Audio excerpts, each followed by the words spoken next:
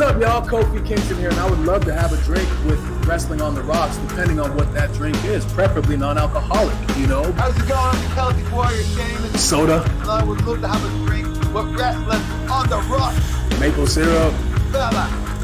I would never have a drink with Wrestling on the Rocks.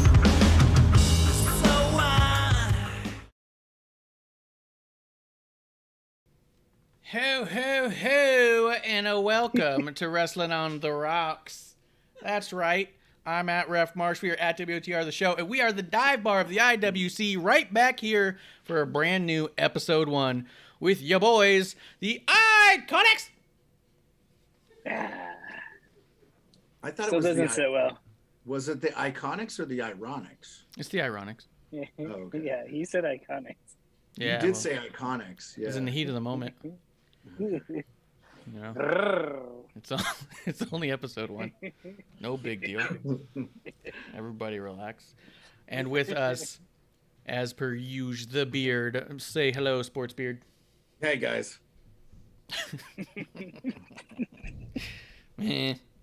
Let's start with something simple, and then we're gonna get into the what the beard wants to know. We're gonna start off a little bit with what's in your glass. I'll start with beard actually. What do you got there? I got two things. I have some Rockstar Recovery.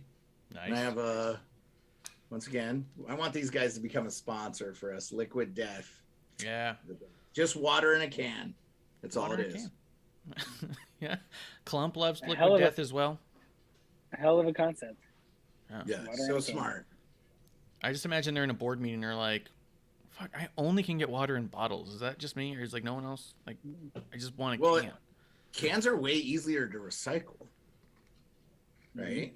So why don't you put the water in a can first? Cans are way harder to burn. Yeah, you shouldn't be burning plastic bottles.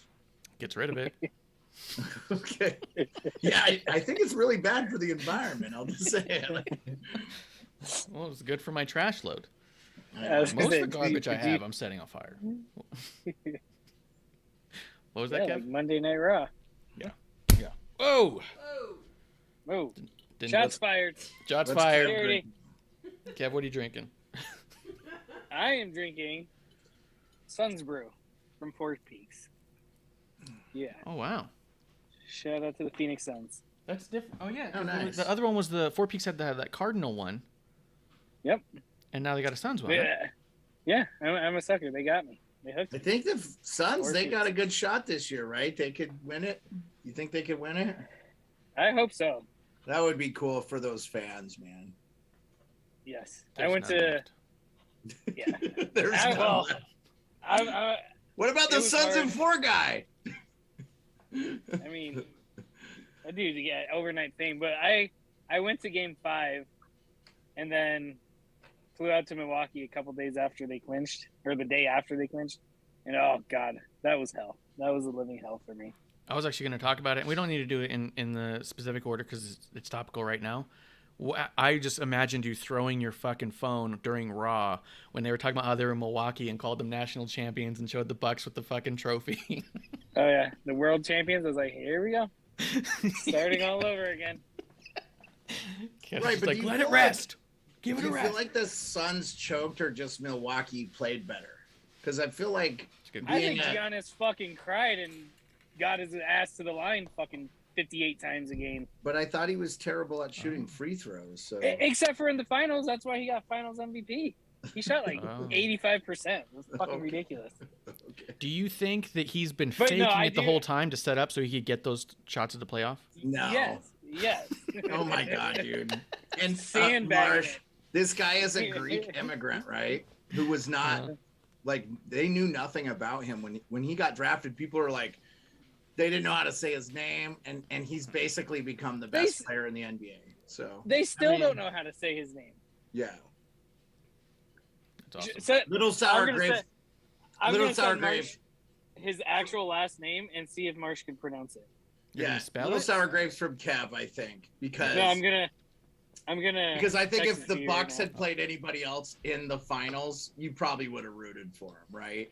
If the Suns Probably. If the Lakers, the team I grew up rooting for, my grandma was a huge Lakers fan. Oh, fuck the Lakers. I can't stand those. So like if the dirtbags. Lakers were in the finals, you would have been the biggest Bucks fan ever. So Yeah. No, don't get me wrong. If it was pretty much anyone besides Phoenix. Yeah, Right, yeah. I probably would have rooted for the Bucks. Like they're a hard team to hate. As much as I give them shit just because they beat us, like they don't have like the douchebags on their teams. You know what I mean? Giannis is a solid. Yeah. He's a super player. class guy. He's always giving away his shoes and jerseys to kids after the games and stuff. Like, Oh, I've seen little no clips of that, complaints yeah. about him. He's like Seth Rollins. Yeah. Super nice outside of the ring. Yeah. Get him on the Except- court and he's a fucking asshole. He's different than CM Punk though, because he gives them real good sneakers, and CM Punk gives those fake mids from Payless. What? Does he really hand out fake shoes? I mean, they weren't the shoes that he wanted people to think they were. However, let's see. So I got Jordan ones? No, Like well, Jordan 1? yeah, but they were like the Foot Locker version that were mids. They weren't the high tops. And Not he Foot Locker. Yeah, they're Foot Foot Locker. Locker Yeah. has legit shoes. No, they were like $100 Famous footwear. shoes. They were like them. $100 shoes, but they weren't the $1,000 shoes that everyone thought they were. Because he went on a show, and not Sam Wrestling is actually breaks this the whole thing down way better. But ultimately, CM Punk went on this whole show about how he really wanted these Jordans, and they were an important pair. He gets them, he spends like $1,000 on them, and then the next week he's on Dynamite and gives shoes that look very, very similar to a kid in the audience. People said, "Oh my God, it's those shoes." But Sam is a shoe guy and was all like, no, the toe's the wrong color. They're not as tall. Like, this isn't the same shoe. This is a $100 Foot Locker shoe. This isn't a $1,000 retro shoe. Either way. If I had to try and pronounce this guy's name, it's Giannis. I would say, give me 1 second.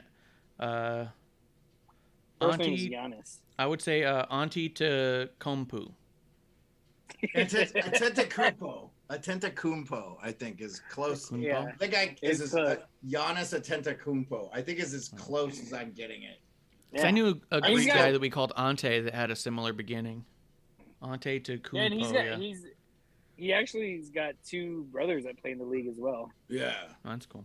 But they grew up like very impoverished on the streets of like Greece. Who Let's don't really rein it you back know, in. Yeah. So I'm having in my glass, I'm having a little Sailor Jerry's Sorry.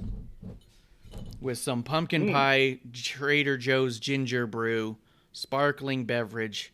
I was all excited, and then I saw it's non-alcoholic, so now I got to put some Sailor Jerry's in it. Like a spiced pumpkin. It's gonna be spiced pumpkin. What? It's a non-alcoholic brew? Dude, see? But you bought it at a liquor store? Who would drink that? A non-alcoholic brew? That's what I'm saying. Well, no, but And you're willing to drink pumpkin crap? yes, always. that's what I'm Anything saying. pumpkin. Yeah. It sounds like it would have to be alcoholic for me to want to try it. That's right. Kev, real quick question on the Sun's brew. What kind of beer is it? Is it like a It's a blonde? Kolsch style. Kolsch. Yeah. Oh, okay. That's a German lager. Yeah. All right. Kolsch. It's a good beer. Well, It's Oh, it's yeah. kind of that in between IPA and just like a pale ale. wait, you've had the Sun's brew? Well, I've had Kolsch style beer. Oh yeah, well me too. Yeah. I thought the way you said it sounded so matter of fact about that one. I was like, wait, do they have Sun's brew up there? I was like, oh shit. I probably could get it. We're spreading the brand. Yeah, getting the word out. Alaska's a big Suns state. Yeah, they're big on the Suns. Well, Well, let's get into it. Let's You guys- get into it. Let's do a little bit of what the beard wants to know. You got a list there we went over. What do you got? well, do we want to talk? What do we want to talk about first? Whichever one you want to do first. I thought I don't think any of those bleed into each other. Well, why don't you?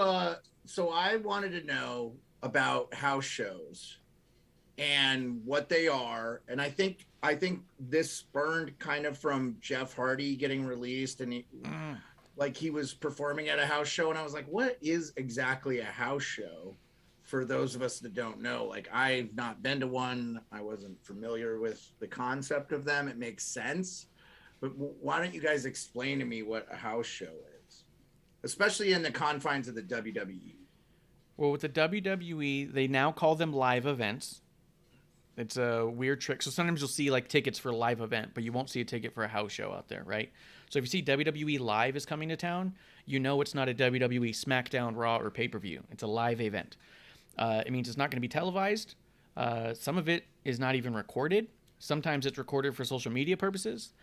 But ultimately, it is a place for the talent to get in front of smaller crowds, to be a little bit more loose and to work stuff out. A lot of times, like, what was it? The one a couple years back that we went to, the main event was AJ versus Samoa Joe, and they hadn't had a match, but they were in a rivalry.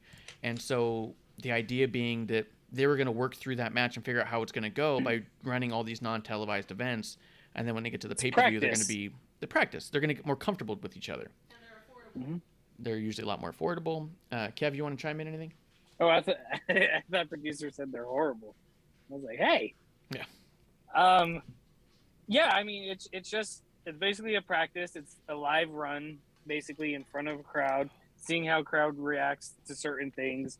And a lot of times, you know, you'll hear of people doing something on a house show or a live event and then saying, hey, the crowd popped.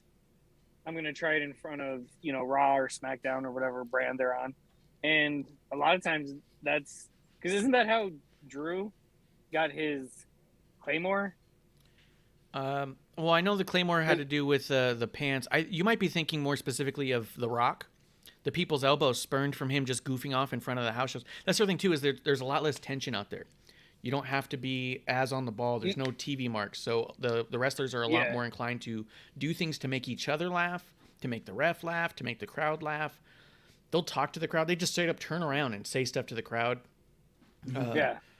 Depending if they're a heel or a face, like, shut up, you're supposed to boo him, you know, stuff like that. And it's, Titus to O'Neil me, was, go ahead. I was going to say, it shows a lot more of the star's personality a lot of the time. Yes. So that was a question on that in that lines. Do they carry storylines through those shows, or is it just basically a blank slate for them to do whatever they want? Typically, go ahead, Clef. Go ahead. They have. Did you just call me Clev? Probably. Like Clump and Kev mixed together. Gosh. Yeah, it's just how it is today, man. It's only episode 1. I'm still learning everyone's names. Yeah. He's We need a drinking new non-alcoholic host. spiced pumpkin stuff, so Pumpkin's going straight to my head. It's going straight But, to my head, man. Fuck, I forgot what I was going to say. I About asked you about the storylines. specifically, like, do they run storylines? So they stay within the confines of the storyline. Like, Yeah. the talent would still be the same, but they don't necessarily like go forward with the storyline any. Typically, but not exclusively. There have been times where certain titles have changed hands. Most famously, Bret Hart won his first world championship off of Ric Flair at a non-televised event in Canada, and then came back to the U.S. Kevin Owens won the U.S. At a title. Madison Square, yeah. I heard there's AJ an Styles MSG. has. Yeah. Mm-hmm. Go ahead, Bear. So that's a big venue too, though. Like to do an MSG house show, which I think they have one on the 26th of December. I saw. Yes. Yeah. So do they carry storylines through then? It's like he said, they stay within the confines. Like if Becky and Charlotte are arguing on TV all the time, you're going to have a match of Becky and Charlotte. You're not going to have them in a tag team together. You know what I mean? Like they live within the confines of the storyline, but they typically don't progress it majorly. Like you're not going to see a bunch of promos. You're not going to see Liv Morgan cut a promo on Becky and then go to the back and not come back out for the rest of the show. Like you might have some banter, but yeah, it's not going to be a major plot point. You're not going to have a tag team breakup on a house show typically, you know? Right. Yeah. And a lot of times they'll I don't want to say recycle because that sounds bad, but they'll do like the same thing. Like if Becky and Liv are at a house show, Becky might injure Liv's arm again or further, you know, and I think it just, for the people in the audience, you know, it makes them think, hey, her arm's still hurt. I saw her get injured again, you know? It can help further the storyline. In the YouTube chat, Scarlet Begonia, Scar B says, that sounded disgusting until you said spice pumpkin. Hell yeah. My man. Hell yeah. Anything spice pumpkin in and around my mouth. Literally anything. Put some pumpkin spice on it, dip it in. You know? No. So does Pumpkin's that, do you gross. feel like, I feel like I got a pretty handsome answer as far as house shows and have a pretty good understanding about them. If you guys Yeah. want to, And okay. And yeah, I'll just finish it up with like just being there. Sometimes like if you're front row, second row, that's actually talent will come around and sign stuff for people, take selfies with people where they can't necessarily do it on TV. I've had wrestlers scream stuff from the ring at me. Like it's a lot more intimate. Yeah, but and a the lot things more you were calling them. Did you guys go to a house show together? Have you guys gone We've been to a couple house show together. Yeah. Okay. Yeah. But they're, also, they're a what lot of fun. Marsh was gonna say is, I don't know if you're familiar with Titus O'Neil. He's, what, damn near 7 foot. Yeah. And there was, I think, a 4-on-4 match. Yep. And he was with the Lucha House Party, which I don't know if you're familiar with them either, but they're a bunch of, luchas and masks on and stuff like that. Yeah, And Titus are they in O'Neil- AEW now? No, they've appeared, but they're not Kalisto signed. is. Oh.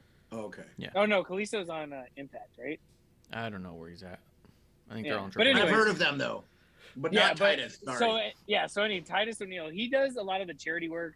When you see like an ambassador, a lot of times it's Titus O'Neil. Like this big dude, like I said, he's damn near 7 foot tall. But anyway, he came out with his own lucha mask on and was, hyping up the crowd like the luchas and stuff like that. It was great. Yeah, Yeah, and that's then cool. I was doing the Titus thing and going woo woo woo or like woof or whatever it was. I forget woo woo, and then Drew Gulak turns that's around. Zack Ryder. Yeah, and woo woo woo, and then Drew Gulak turned around and he goes, "You know, you look like an absolute idiot doing that." And I was like, "Yeah, but he's right there. I like him." And he's just like looking at me so like, "So what?" Like, and I was like, "Ah, sorry, you're right, man." Like it was just a little back and forth, you know. Well, then one caveat too, from what you guys have told me, just recently learning about these things, is it sounds like the wrestlers themselves have a lot more creative freedom, so they can have a lot more fun, and it's not as stressful. So they probably are way more relaxed, and therefore the performances are probably sometimes better than like the live stuff. Yes, one of the best matches I've ever seen Roman Reigns have was against Eric Rowan in a no holds barred street fight in a house show. It was non-televised. No one saw it. And at the time, I didn't like Roman Reigns at all. And I thought his matches were boring. And I was like, what is going on? And then I saw that match and I went, oh, shit, this guy is really good at this. And he just doesn't do it on TV. He's more relaxed and can put on a bigger show for the crowd here. Like, it was crazy. And So, then, we talked about it earlier, that Samoa Joe AJ Styles match. That match was awesome.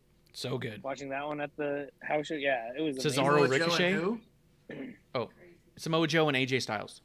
Oh, right. Okay. Yeah. And then I remember the Ricochet versus Cesaro. So good. Yeah. And I still think about it too, because Ricochet and Cesaro lock up, and Cesaro shoves Ricochet back, and he just screams, "Oh my God, he's so strong!" He just made the whole crowd laugh. He screamed so loud. It's just fun stuff, just fun. But yeah, not televised, and typically not impactful on the storyline. But that doesn't mean exclusively, and doesn't mean nothing ever happens. But more often than not, if you're going to a house show, you're not going to see a title change, and you're not going to see a big turn. You're just going to have a fun time with whoever's there. Do they come out with the titles if they have them? Yes. Okay. Yeah. Okay. Yeah. Okay. Yeah, most of the time, everything's the same. The entrance is obviously a lot smaller. Yes. And There's no pyro. Yeah, I was going to say no pyro. But the music plays, everything, Yeah. everything's pretty close to on point. And It's great. Cool. Yeah. Yeah, I really didn't have a concept of it, so I'm sure I could have watched a YouTube video of somebody experiencing a house show, but I wanted to ask your opinions on it. Some of the little videos you see floating about are from house shows. Like you might have even seen it the other day where they had one of Roman Reigns where they said, "I loved you in Aquaman," and he turned around and said it would have made more money if it had me in it. That was at a house show. or when KO re-signed, he had Roman Reigns in a headlock, and he was screaming to someone in the front of the fan. He said, "I made more money in merch this month than you'll make all year." And he goes, "Seriously, it was $35K was my check. What do you guys make? Like 29 maybe?" And Roman is in the headlock just covering his face because he's laughing. Like, that was at a house show. Yeah. No, I did see something that it might have been a big match, like Roman Reigns or something. I didn't see a video, but I saw a story about it, and that's what made me go, I need to ask these guys about house shows, because I thought the house shows were like, the wrestlers you don't see on TV, those are the guys that are on the house shows. But you're saying like Roman Reigns, all these big names are doing house shows all the time. I'm assuming I was gonna say we saw Randy Orton, and we were actually kind of surprised by that because we thought he was on more of a televised only type of thing. But you'll have the big names. You won't have the Brock Lesnar's or Goldbergs and stuff like that. But pretty much the rest of the roster, outside of the, I don't want to say the part timers, but the part timers, are there. Yeah, that's pretty cool. And then it's also cool because you see a lot of the guys that are normally backstage, they're more, prevalent being there. Mm-hmm. Like Arn Anderson was constantly walking around, and he was, he used to do a lot of backstage stuff with WWE. Off the top of my head, I'm drawing a blank on who else I saw that it's like, oh shit, that, there's that guy. And Dean Malenko. But also Dean Malenko.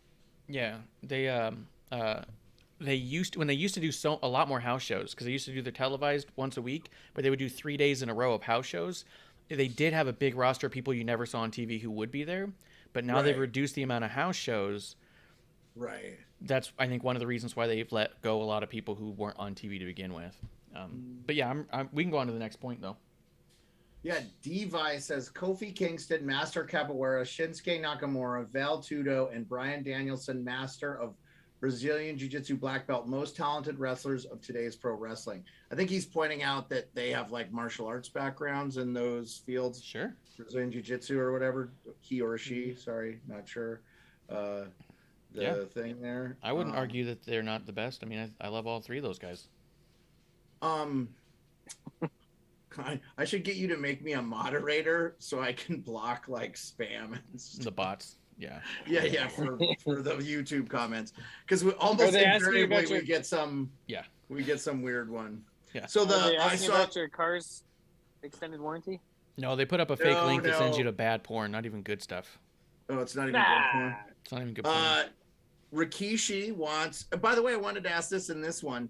Rikishi wants Umaga in the WWE Hall of Fame. Is Rikishi in the Hall of Fame? Yes. Yeah. Okay. I wasn't sure. Big in the Attitude Era, I remembered. What, you guys have any thoughts or opinions about Umaga being in the Hall of Fame? I didn't see him wrestle. I mean, I liked him. He was a beast. He was, he was great. He just another one of the guys just gone before his time. And I mean, I wouldn't be upset if they put him in.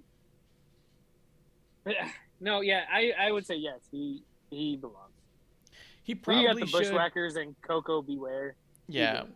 When you think about the other people who've made it in, it's hard to say that he doesn't belong. But I would say that I think what Kev was getting at is for guys like us who didn't watch everything he ever did and have seen a lot of stuff in hindsight, you can't really point to a ton of major milestones. You just can point to a bunch of really cool matches and storylines. He did some cool shit with John Cena. He was the wrestler who was in there with Bobby Lashley when they did the billionaire versus billionaire, Trump versus McMahon thing. So he had some big moments, but it's a little harder for us to be all like, well, we can't rattle off a bunch of things. We can't say like, 15 times this and, won this many things. And like the accolades aren't as prevalent as his skill was, you know what I mean?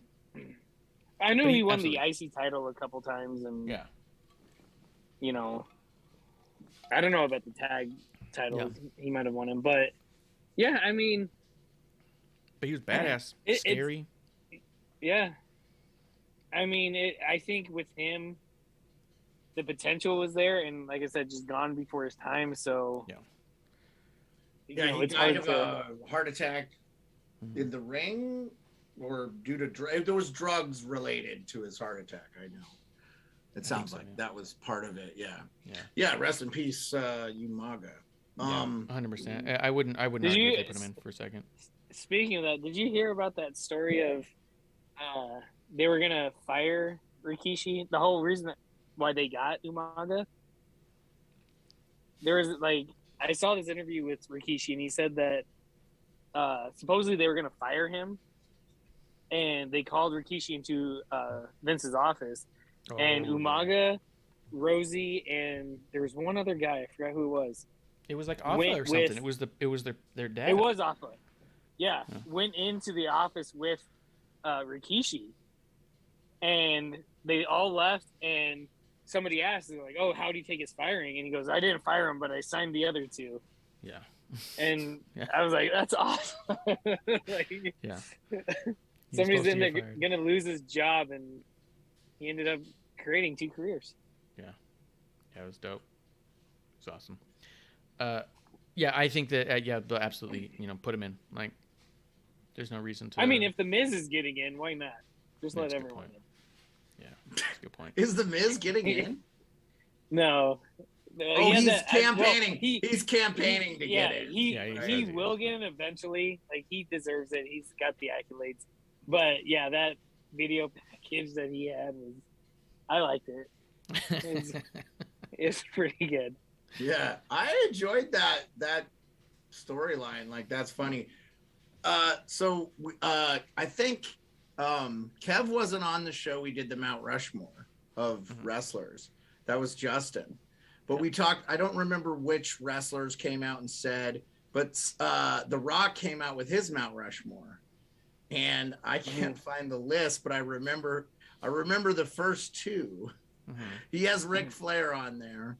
He has Stone Cold Steve Austin, which I thought was, and then he had a third. Well, I'll find the list. Kev, I mean, I was talking about it later too.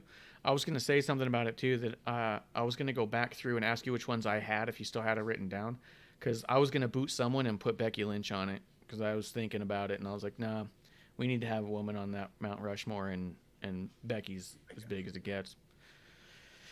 But Kev, do you want to postulate a Mount Rushmore while he finds the list? Well, I have the list. Oh, I'll give you the rest of the list. All right, let's get it. I'm sorry about that, Kev.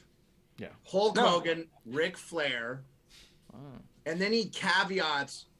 He named their real names, but he said Gorgeous George / Bruno Sammartino and Steve Austin. That's what he had on his thing. But they actually named, I think, the original names. I'm sorry if I cut you off there. I think originally they gave Gorgeous George's birth name. And I think Bruno Sammartino is not the name I read either. So they might have gave his birth name too. Because I was like, okay, I don't know who the other, because I thought he named Pat Patterson one. So I don't know. I'm always against the Mount Rushmores. Yeah. Just like the argument with, greatest basketball player. Because there's different eras. Yeah. If you ask me, hey, who's the 4 Mount Rushmore from Attitude Era, cool. I could probably do that. Who's this? Who's that? Yeah, cool. But to name 4 out of all times, like, different styles, different eras, like, it's tough to limit it to 4. Well, The Rock didn't even name 4. Yeah. Because he doesn't feel like it. I think you're right. I think you're right. I think that we just use the Mount Rushmore thing because, like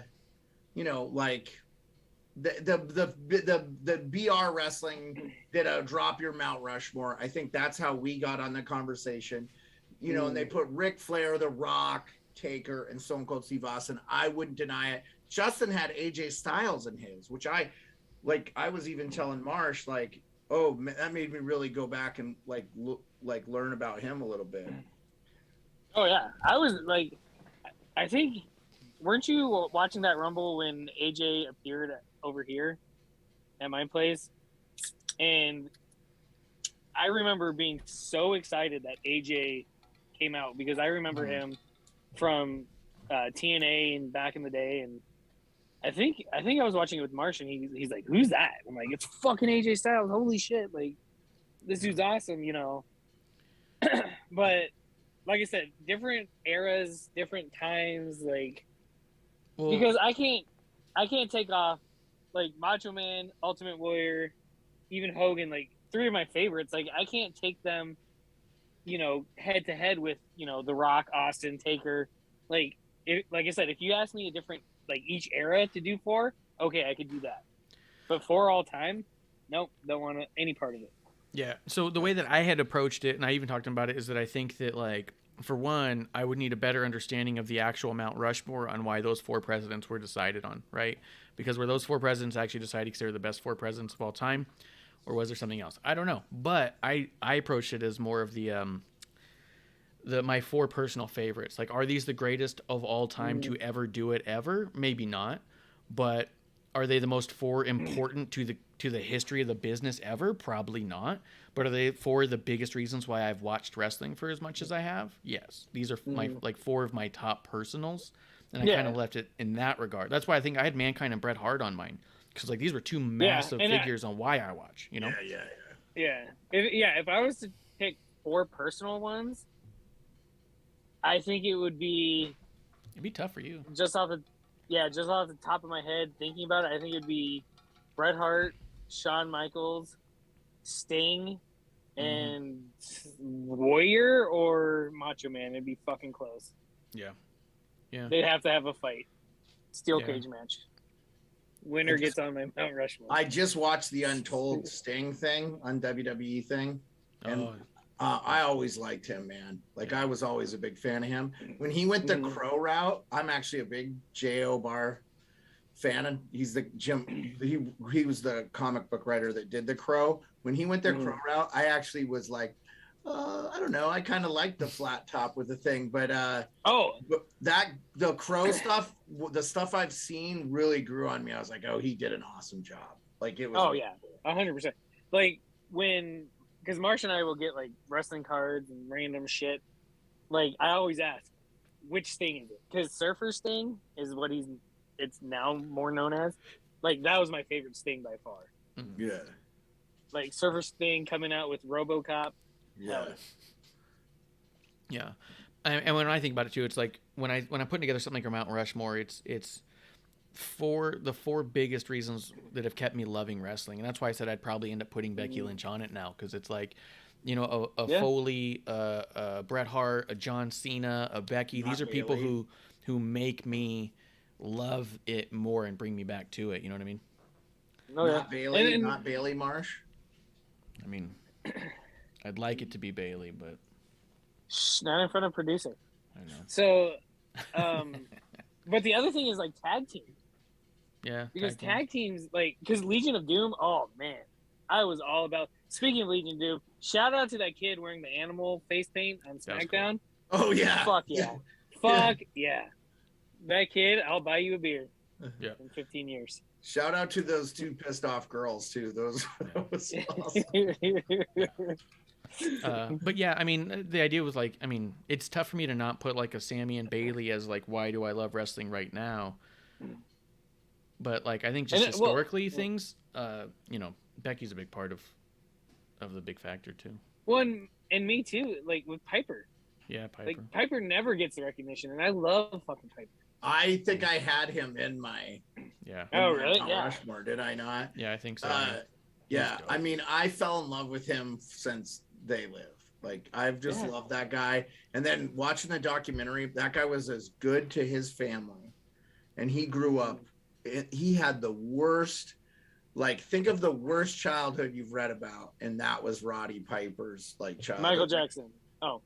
No.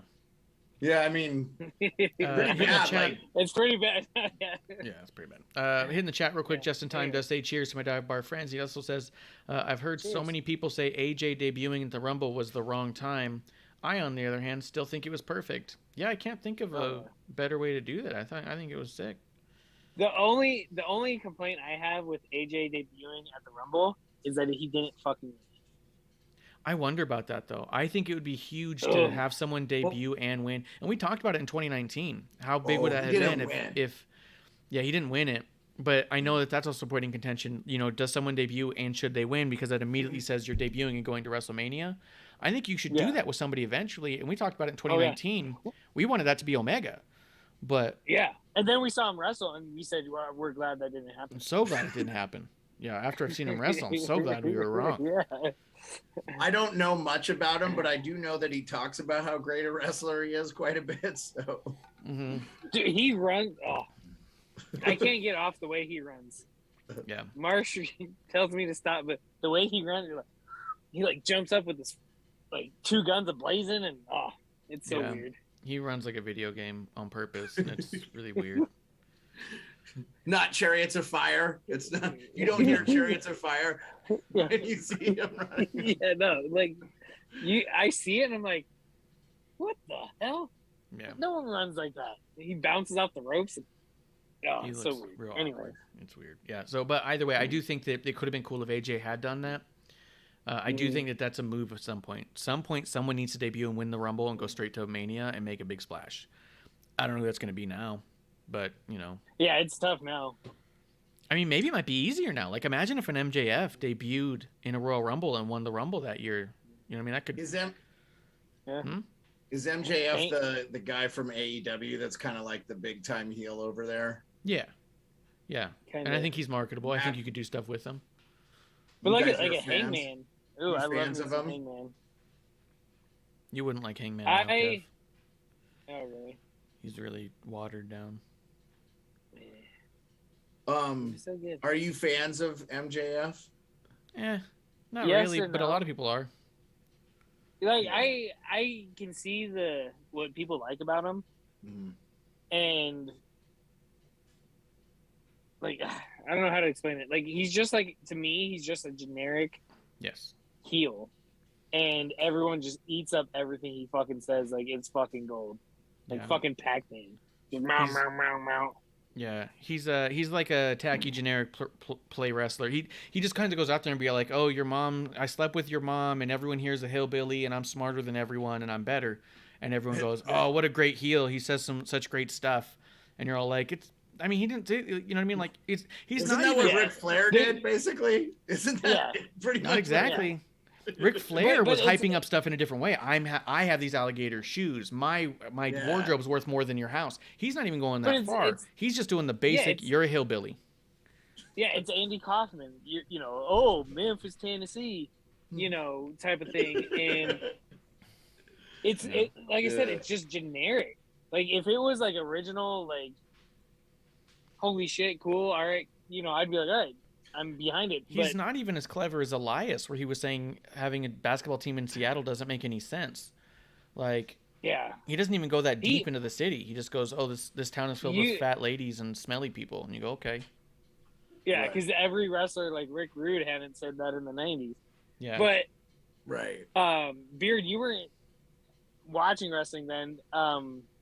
Elias, they were in Seattle, and he mentioned the Supersonics, and he goes, "This is why the Supersonics left," or something. No, like I that. know what he said. Let me tell you. He said, it doesn't make sense. He goes, "It doesn't make sense," and he goes, "Like Seattle having a basketball team, it makes no sense." And then the crowd just booed him. I think for a live reaction, he said, wasn't it a Guinness record for the longest boos of a live crowd's reaction? Right.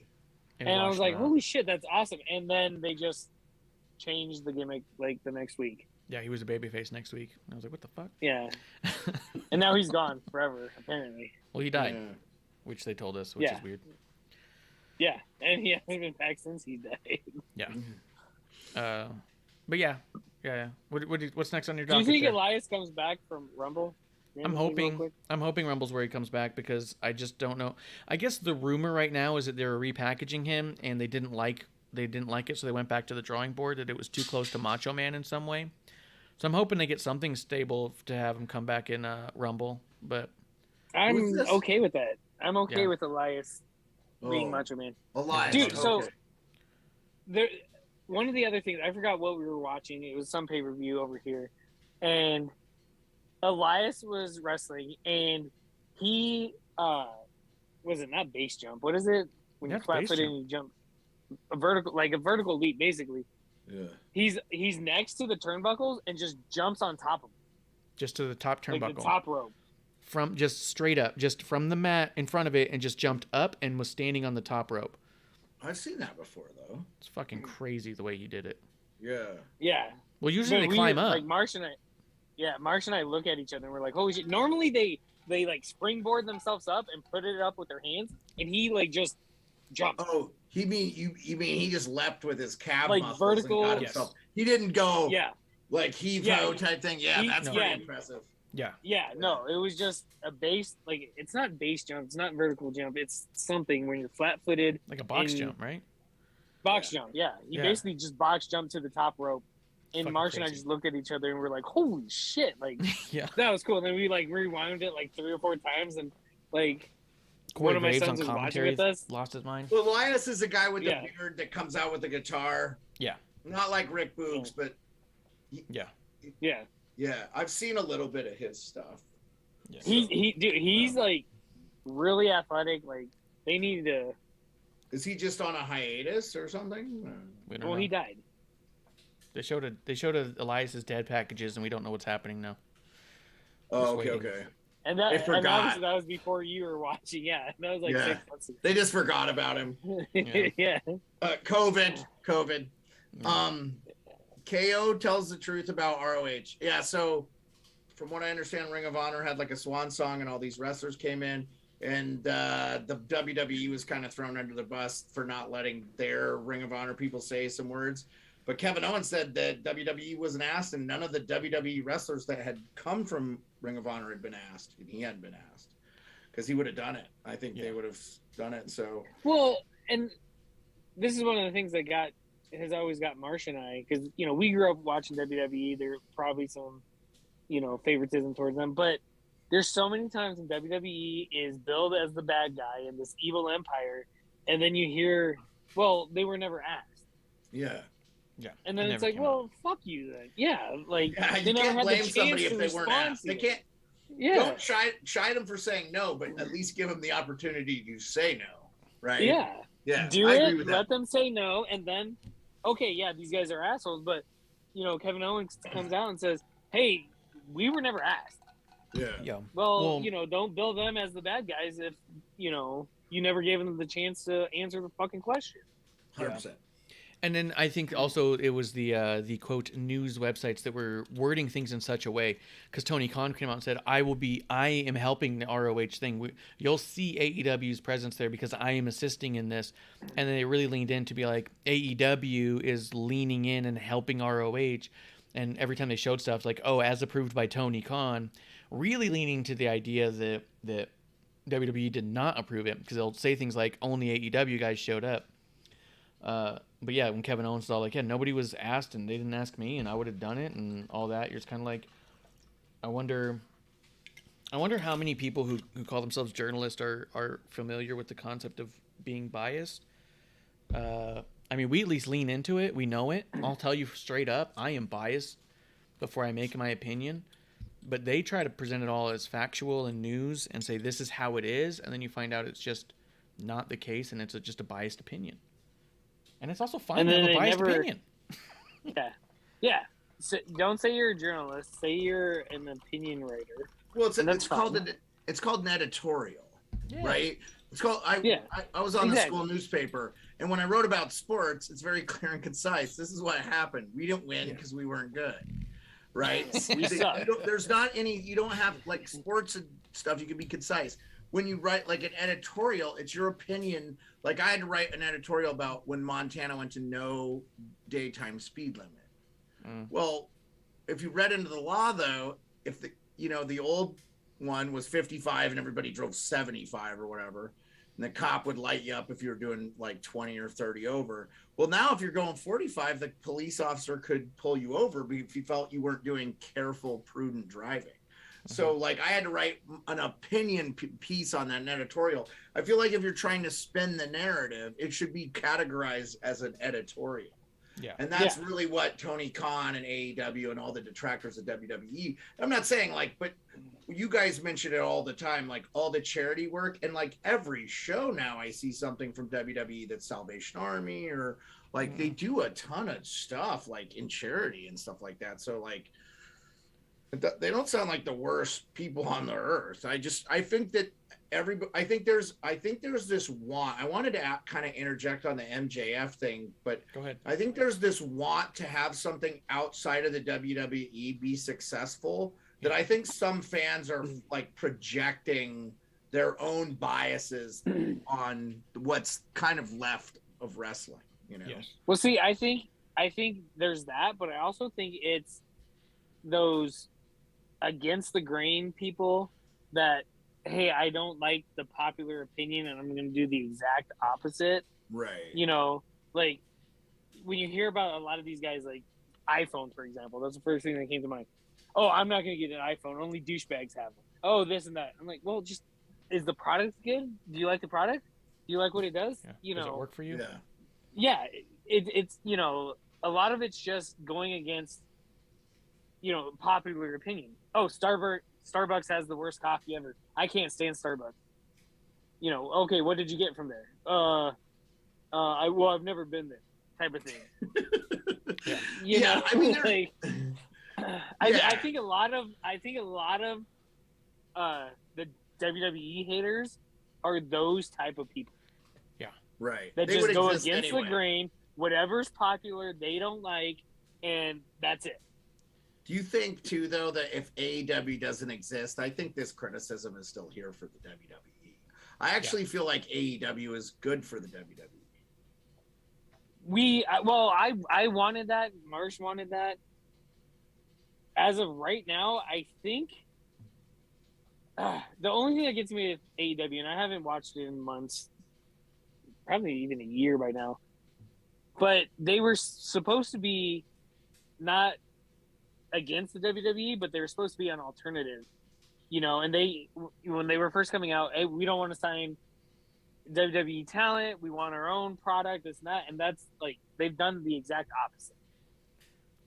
Yeah, we're not You know, sports it's like entertainment. We're pro wrestling. We're going to be a sports-based product with statistics, and none of that stuff is where it is now. So it's like, it's only an alternative by being a different show. You know what I mean? It's not an alternative by being a completely different product. It's a very, very similar product in a lot of regards. But I agree with you, Beard. I think that the criticisms remain either way. I think there's a massive population of wrestling fans that don't realize how malleable they were when they were younger and truly hate Vince McMahon because of what they saw on TV and the rumors that they have allowed themselves to spread on their own, and they've worked themselves into hating Vince because they think that what he does on TV is real life. Yeah, well, and that's just being worked. You're a mark. Yep. You don't want to admit you're a mark. You're a mark. Yeah, we're all marks here, and we love it. We admit it, and we're okay with it. Mm-hmm. Mm-hmm. Yeah, fucking eraser. The fucking eraser. Ultimately, you just want to be entertained, and I don't think I don't think real fans of the sport care. I recently had a conversation. I think too, like WWE's marketing to a more casual fan base, and I feel like a lot of viewing stuff is going to that casual fan base in some ways. Yeah, the broader spectrum. Like, hey, you don't have to watch every show, but when you're here, we're gonna entertain you. Yeah, and it's gonna be fun. You know, and, you know, and I've gone and seen local shows and stuff like that, and it's like, hey, I'm going in and just gonna enjoy everything. Yeah. You know, I like I said, I wanted AEW to do well, and like I said, I haven't watched it in forever. I want to watch it again. I'll watch it tomorrow. Making a pledge, maybe, probably not, but I just didn't like the product that they came out with. Another thing that WWE does in terms of what Beard's saying is WWE is completely okay with you tuning out and tuning back and missing a week or two and coming back. AEW's program is built in such a way that if you miss a week or two, you will fall behind. If you don't catch all the stuff they do on YouTube, you aren't clued in. They, quote, reward those who catch it all, right? But they do it to the point. Go ahead. It's just for a harder core fan base. Yeah. Yeah. That's what they're targeting. Yeah. Sorry. No, yeah, 100%. It's to the detriment of bringing in someone new. I think Kev should watch tomorrow and just see if he even understands what the fuck is happening. You know what I mean? Because, like... You've been watching and you don't? Yeah. Is that what you're saying? Yeah, I'm saying. When I do watch it, a lot of times I'm not sure what's going on because of stuff that happens on their YouTube that they're referring to. And they don't do any of those catch-up packages. They don't do like, hey, what you've missed or what you might want to know. They don't do almost anything like that. Well, plus one of the big distractors for me with the AEW was the Elite. You know, the Young Bucks, Kenny Omega. Hey, we're the best, and then you see what they put out, and you're like, you know, this is the best. And then plus Orange Cassidy, I can't stand that motherfucker. When he puts his hands in his pocket, God, I just want somebody to kick him in the balls. Yeah, I'm cool with that too. Beard, are you familiar with Orange Cassidy? No, I don't know who he is. So, during a match, literally, homeboy just puts his hands, he wears jeans, puts his hands in his pants pockets, and then just lightly kicks, like if you're trying to kick a dandelion or whatever those fuzzy things are, without knocking the fuzzy things off, lightly kicks his opponent in the shin. Mm-hmm. And the whole crowd responds like he's doing big things. They go like, "Oh!" Like they're in on the gag of it. Oh, okay. And it's this big ironic thing, and you watch it and you just kind of go, "Okay." And sometimes the wrestlers sell it like they've been kicked, and sometimes they don't. And yeah, I just don't find the joke funny personally, but yeah, that's his whole shtick. That's you know, I'm gonna whatever. I'm just here. But it's working because you want to see him. You want to see him get kicked in the balls. Like it sounds like it's working. But he's not supposed to be a heel. Yeah. Once again, like the Drew McIntyre thing, he's supposed to be a babyface. Yeah. If Drew was a heel, great, do it. If Orange Cassidy was a heel, great, do it. But they're billing them as these faces, and you're like, best case, I want to see him get kicked in the balls. Worst case is I don't even just want to watch it at all. And to be honest, the last 7 months or so, anytime I have tuned in and seen Cassidy, I fast forwarded because I'll watch it on replay. I'll just fast forward right through it. I don't watch anything he does because I've already seen the act and I'm not a big fan. But all that aside, and he doesn't change it. Yeah, he doesn't change it up, anyways. Yeah. What do you got, Beard? What's the Beard want to know? Oh, so we were talking about how despicable the WWE is. Vince does not want no-cut clauses. Like, he won't allow them in the contracts. We had a little bit of a conversation about that. Yeah. I think that, but we were also saying that if, like, Randy Orton probably has a no-cut clause, like, these top wrestlers definitely have no-cut clauses.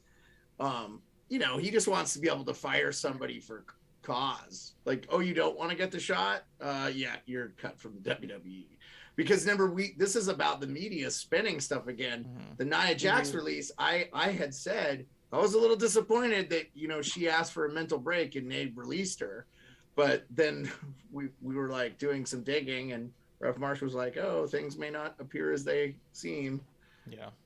Or in reality. So You know the thing that gets me with the no cut clause? Reminds me a lot of like sports contracts.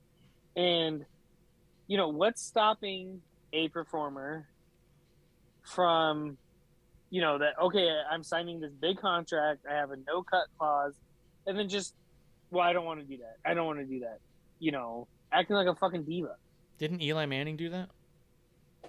I think what you mean 2-time Super Bowl champion Eli Manning? How many Super Bowls have the Chargers won? Oh, 0. That's right. Yeah, because motherfuckers like him would leave and destroy the whole because team. They would not go play for a terrible ownership. I was gonna say, you know what's funny about that whole argument is that Eli Manning got drafted by the Chargers and refused to play for them because he said they'll never win a championship, and immediately demanded to get traded, and he got traded to New York.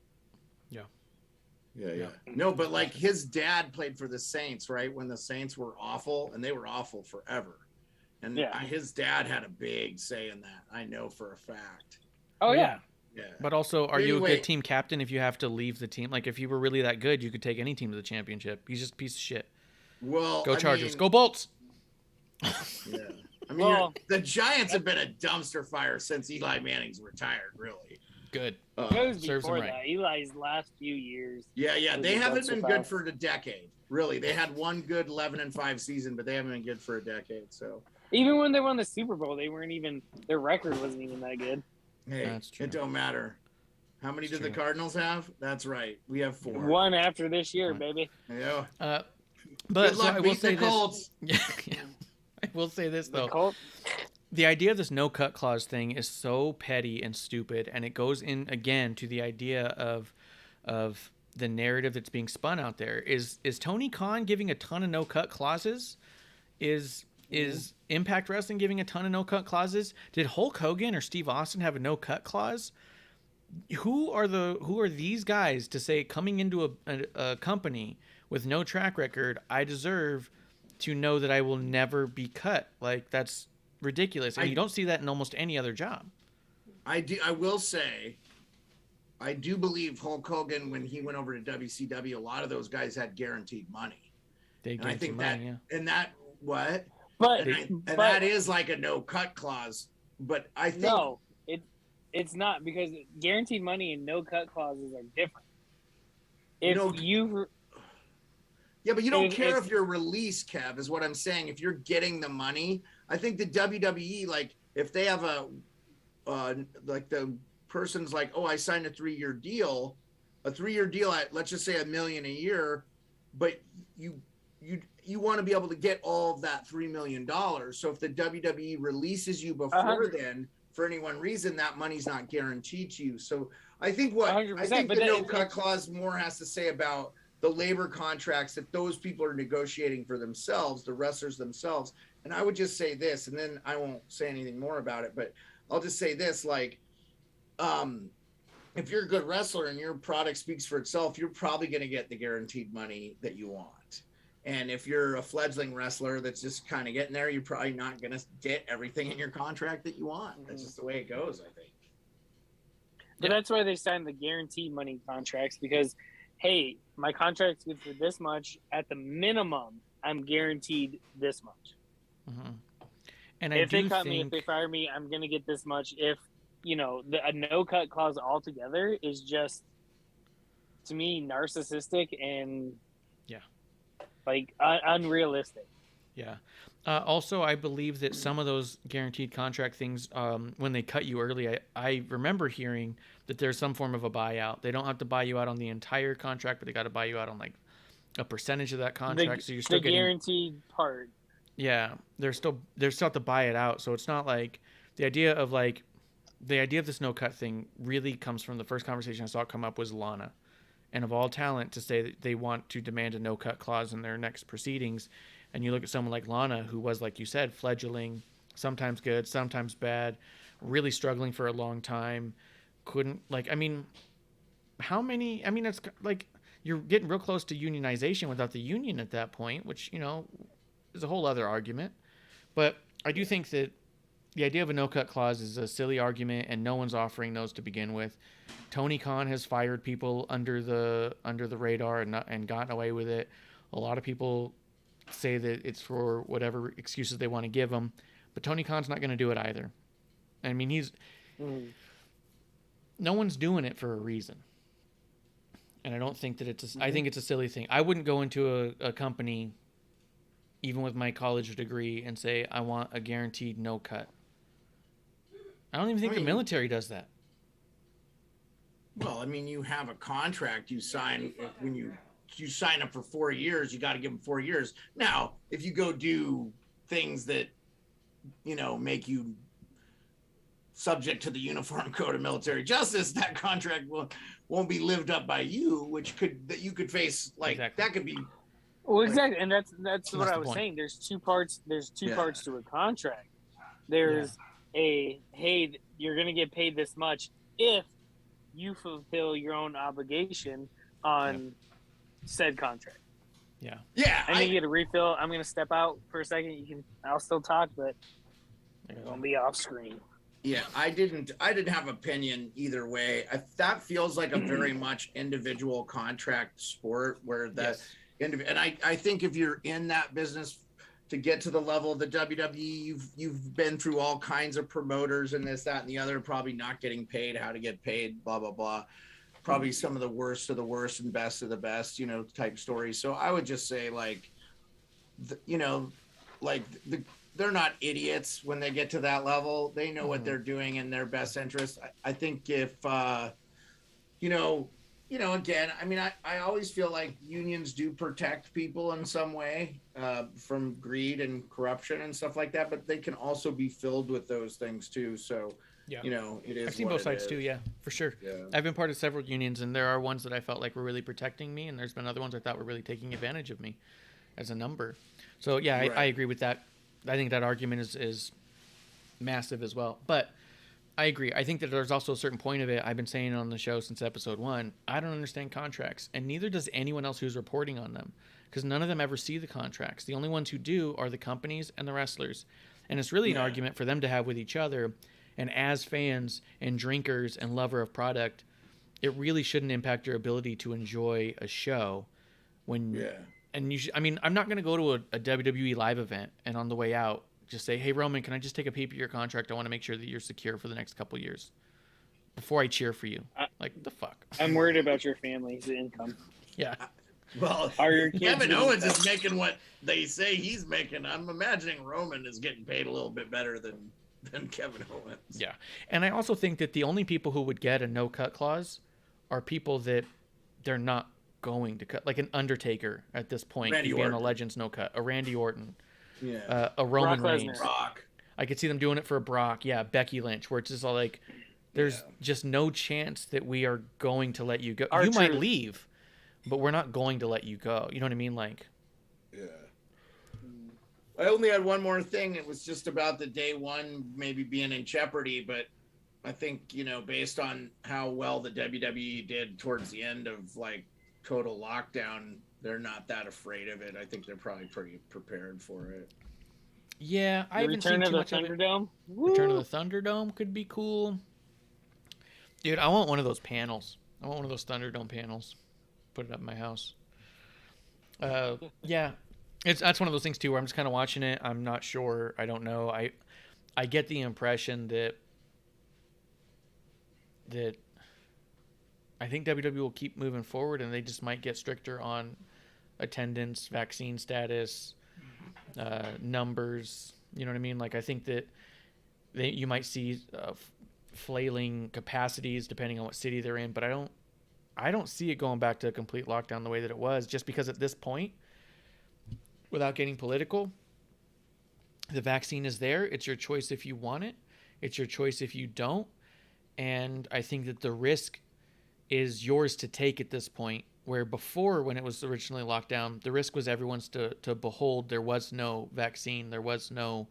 there was still a lot of questions. How can you protect yourself? And at this point, it's your personal choice if you want to or not. And I just think that leaves the case to just keep it open and let people take the risks they want to take. The Well, I choice think- is yours and yours alone. Well, I Yeah. think Legends too, of the like, Hidden Temple. you can't make comparisons to like what New York City went through, where there's 8 million people in the 5 boroughs, right? To like Dry Prong, Louisiana, where, I feel like a lot of people socially, like even here in Alaska, we socially distance, right? So like, Well, this is yeah, one of- because most of the people in Alaska you want to stay away from. Yeah, you're not trying to be near people out there, dude. well, I mean, if you're not aware, Kev, there is 350,000 people in town I live in. You fucking hillbilly. Yeah, but that town is fucking 600 miles long, dude. You're still It is spread. pretty big. It's pretty big. That's for sure. Yeah. It's bigger than Manhattan. Each Oh person yeah, has it's bigger. 200 miles. Yeah, it's big. It's big. That's why I was like, when I go over to the east side to the snow machine store, man, I'll make a phone call. Hey, do you have this? What do I do here? Yeah, we have it. And you come on down. It's a 30-minute drive for me to Mountain View, Fairview, Mountain View, where Alaska Mining and Diving is. Shout out Alaska Mining and Diving. And Sponsors, not sponsors. yeah. Like to get parts for my 4-wheeler. Yeah. So Yeah, I mean, it's a trek. so like you I gotta- get it. Mhm. I mean,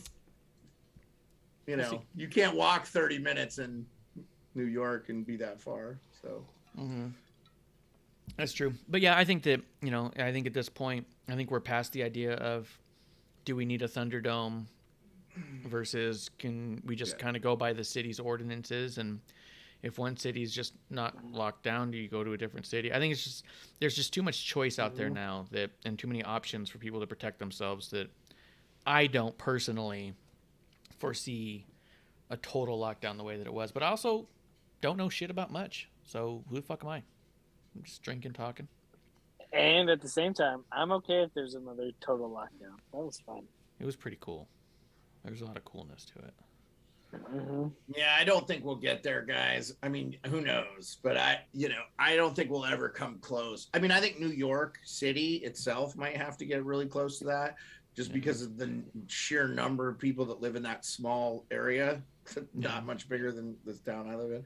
So it's just like, Yeah, it'd be interesting. I was in the Thunderdome almost every week, so theoretically during pandemic, I went to more WWE events than I ever have historically at any other time. I was in the Thunderdome every week. You were actually in the Thunderdome? Yeah. His video feed was. Oh, I was like this on the Thunderdome. It was dope. So I technically went to more WWE shows during the pandemic than any other time in my life. And there was a time where he was booing Randy Orton and had his thumbs down, and my son wanted to lynch him. Yeah. Did he see me? When Randy Orton had hair still? Yeah. Yeah, okay. Yeah. He's like, how is he rooting? He put his thumbs down against Randy Orton. I was like, kill him. Get him. I'll hold him down. You kick him. Mm-hmm. Yeah, 100%. But at the same time, whatever they do, they'll do. We'll see how it plays out. Mm-hmm. I think Texas never locked down to begin with, so I don't think that WrestleMania is in any jeopardy. But no. But on that same page, but on the same page, a producer was showing me an article I didn't dig deep in, but supposedly, reportedly, some WWE superstars have contracted COVID, and we don't know who yet at this time or anything. Yeah. And when you see stuff like that, then maybe lockdowns do happen. So. Yeah, that's that. They don't know, Kev. That was the whole point of is that day one in jeopardy. Because I read a little bit and watched a little bit about it, and I was like, oh yeah. But here's the thing: being a fan of every sport imaginable, watching UFC, boxing, WWE. There's this little thing on the bottom of every fucking promo that says "card subject to change." Yeah. I think day one goes off. I think day one goes. Here's what I think. I think what's happening is the Omicron is combining with the Delta, and people that are vaxxed or triple vaxxed, booster, which I think it's safe to say all the WWE superstars that are on the roster right now are 100%. They're getting positive tests, but they're asymptomatic. Mm-hmm. So really, they don't have it. So they could wrestle. My son tested positive and he was asymptomatic. Like, didn't miss a beat. He's running around, punching me, kicking me, just being himself. You were hoping he was going to tire out a little bit, and none of this. I told him, hey, calm damn down. it, my kid got COVID and he wasn't wore the shit out. Yeah. Still wouldn't sleep. Yeah. I'm pissed. I wanted my money back. Right. Yeah. But, jokingly aside, like, I'm glad he's healthy, and at the end of the day, I just hope everyone gets through this bullshit. And I agree. Yeah. Let's quit politicizing the vaccine and everything else and move on as fucking people. Yeah, just get healthy. I have a rain check on the thing. Did you see about this? I'll hold it up to the camera, but I sent this to Ref Marsh. Oh, yeah. Florida man tells bartender he is the Undertaker and tries to tombstone him. And will you text that photo to Kev? Yeah, go ahead and hold it up to the camera, too. Okay, yeah. I don't know if you can see this dude's face. Oh, my God. And he's got eyeliner around his eyes, like really dark, right? Like as dark as you Yeah, I don't know with my Shit, ring that lights. tweet that you had was deleted, so now I got to take a screenshot and send it to him. I'm doing it now. Oh, I'll send it to you. No, I can send it back to you, my man. No, I clicked on it and said the tweet was deleted. So. Oh yeah. Okay. So there it goes.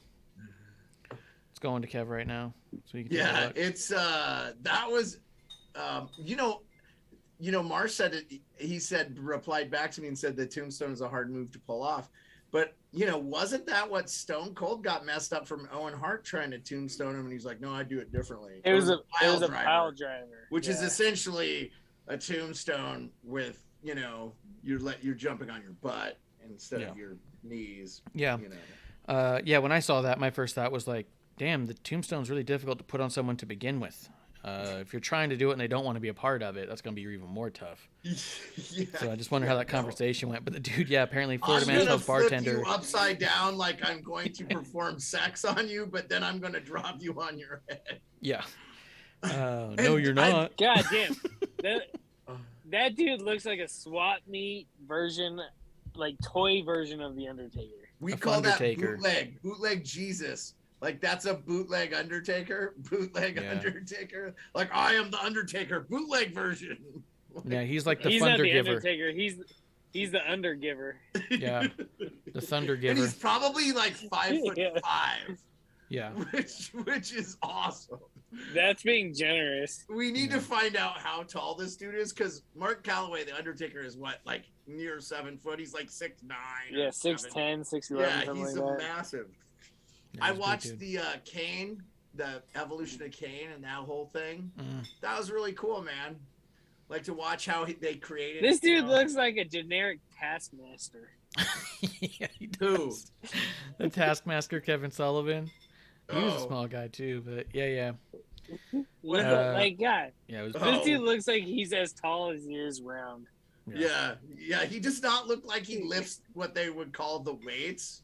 So I'm sure he hurt his back or something. Just to have this on video of this guy trying to tombstone somebody. And oh, by the way, they don't mention it, but I'm a 1,000,000% sure it fucking happened in a bar. So, that shit is epic. Oh yeah, that's good. Let me just hit up one thing before we get into the show some because we're running a little short on time. I do want to throw this out there. Pro Wrestling Tees. We're just getting started. Yeah. Pro Wrestling Tees had a hack that affected a ton of people and their credit cards were stolen. And if anyone had bought from Pro Wrestling Tees this past year, there's a possibility that people's accounts are getting charged. I did see some rumors that they're starting to see correlation between people who had the AEW box through the AEW shop specifically.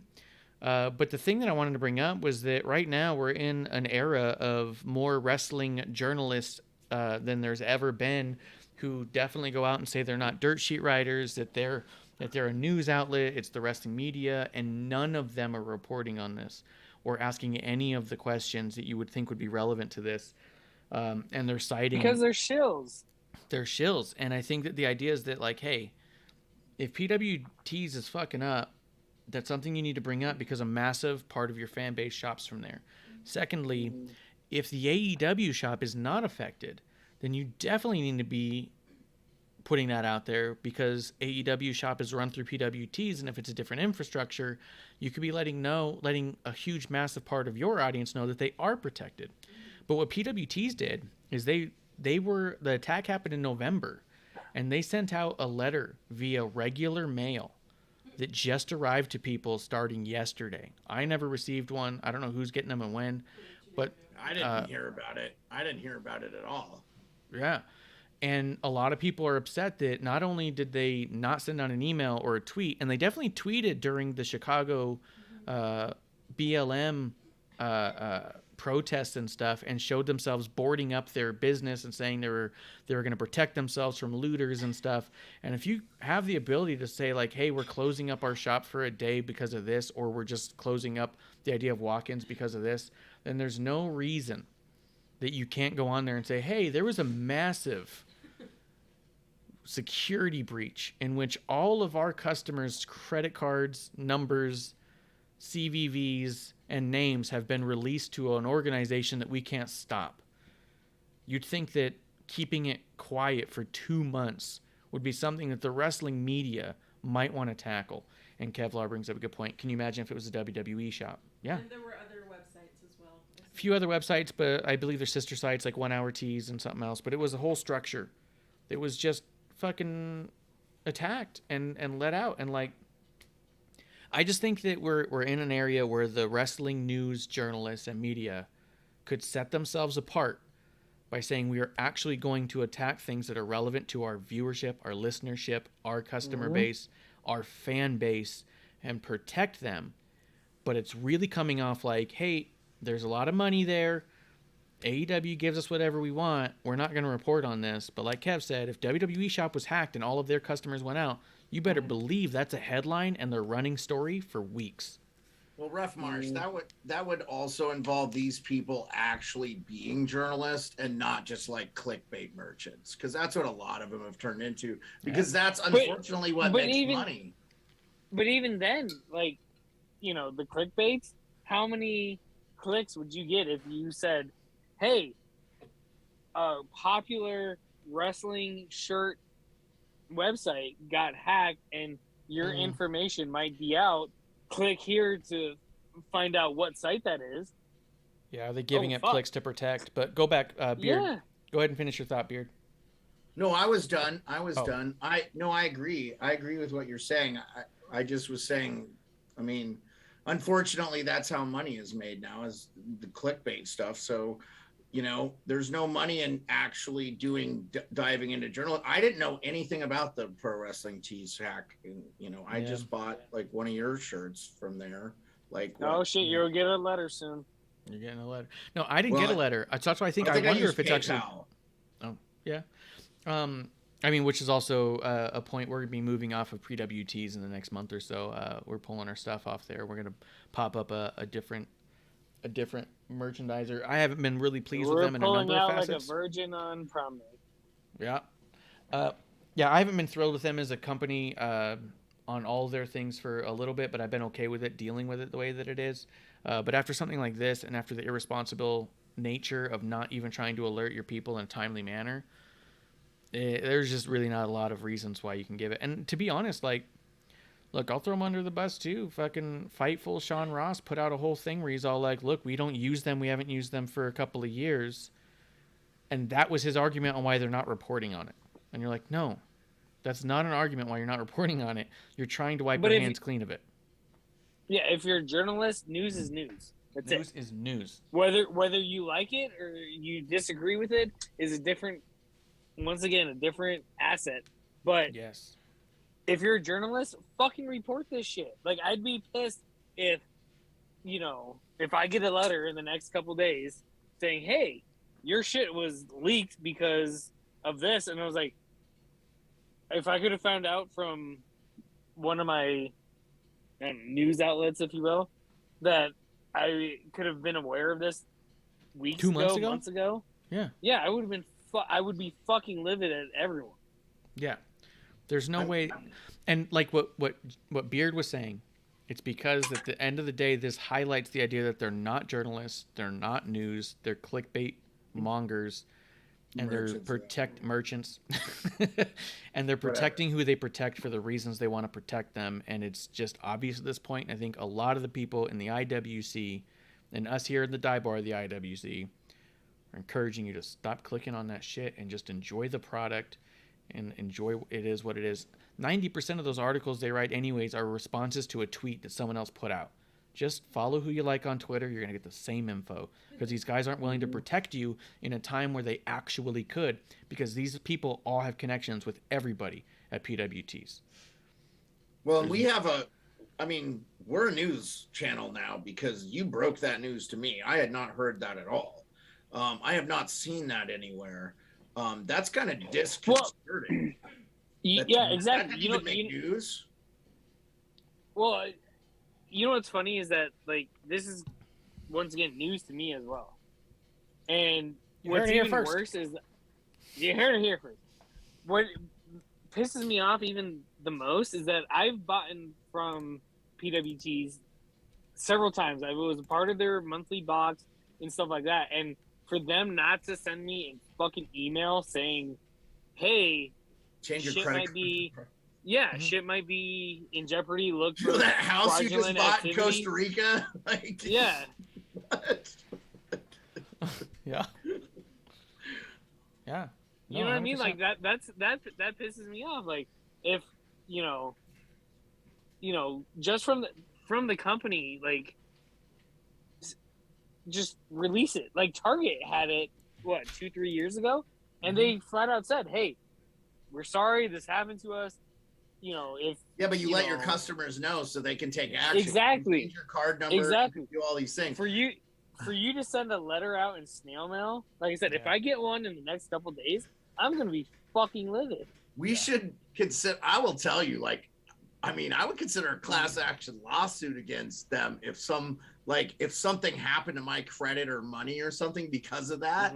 Like, I would consider. I mean, we're marching straight to Chicago and taking shit on their doorstep. Well, I mean, not that they would notice our shit from the other shit on their doorstep, but they'll notice if we'll somebody goes, "Hey, we're suing you for $10 million." Like, well, if you do do give a follow to @WOTR the show on Twitter, there is an article by financial.yahoo.com of a lawsuit company, a legal company, whatever you call them, and they're asking for people to submit their information if they were attacked and stuff. They're looking at the idea that it could also be a class action lawsuit because you waited 2 months to tell anybody. well, and you mailed it out. Like, you mailed it out. Like, you mailed it out 2 months late. You don't want someone to know. Send a fucking letter, right? Yeah. Like, right? Yeah. That's the thing, right? It's in the mail. How many times do you hear that? Like, that's a fucking gag in real life. It's in the mail, right? Marsh, yeah, it's in the mail. Yeah. Marsh, watch out. There's somebody breaking into your house. Well, I sent a courier pigeon. Yeah. Did you not get it? You didn't? Yeah. What do you mean? Yeah. I telegraphed it to you. Did you get the telegraph? Yeah. Like, what the fuck? That is some shady bullshit by them. Yeah. Like, to not send an email to the accounts that you have. So they had to go into everyone's account, get their address. I'm sure there's a program that does it for them, and puts a label on an envelope and mail it out instead of saying email is free. Click reply to everybody that's ever bought anything from us in the last 2 years. And I can even say, from another disgusting standpoint, as somebody who owns and operates one of their fucking links, they didn't reach out to us at any point and say, "Hey, just so you know," you know what I mean? Like, tell your people. Yeah, tell your fans. people. Yeah, just know that you as a shirt is the reason my dad is free. Yeah. And that's just it too, is I mean, so not only do they have people who are purchasing stuff, when you are a store, you have to give them more bank information so they can deposit into your account. So I would think that we would definitely want to know if that information is going out, because that means that people have routing numbers and bank accounts and a lot more than just a swipe of a card DNA. or, like you said, a PayPal. Yeah. It's just a bit ridiculous that no one's willing to ask the tough questions from that company, because it would make AEW look bad. And I think that's all it is, because if it was WWE, you better believe that people are fucking knocking down that door nonstop to get those clicks. Yeah, and the other thing is that, if it was WWE, it'd be on CNN and Fox News. People would be reporting on this. Like, hey, this major company, meaning AEW's not a major company. No, none of those got hacked. Are news channels anymore. They're just editorializations of the Republican and Democratic Party. It's propaganda, baby. Yeah, it's an absolute joke. It is. Yeah, even on the joke.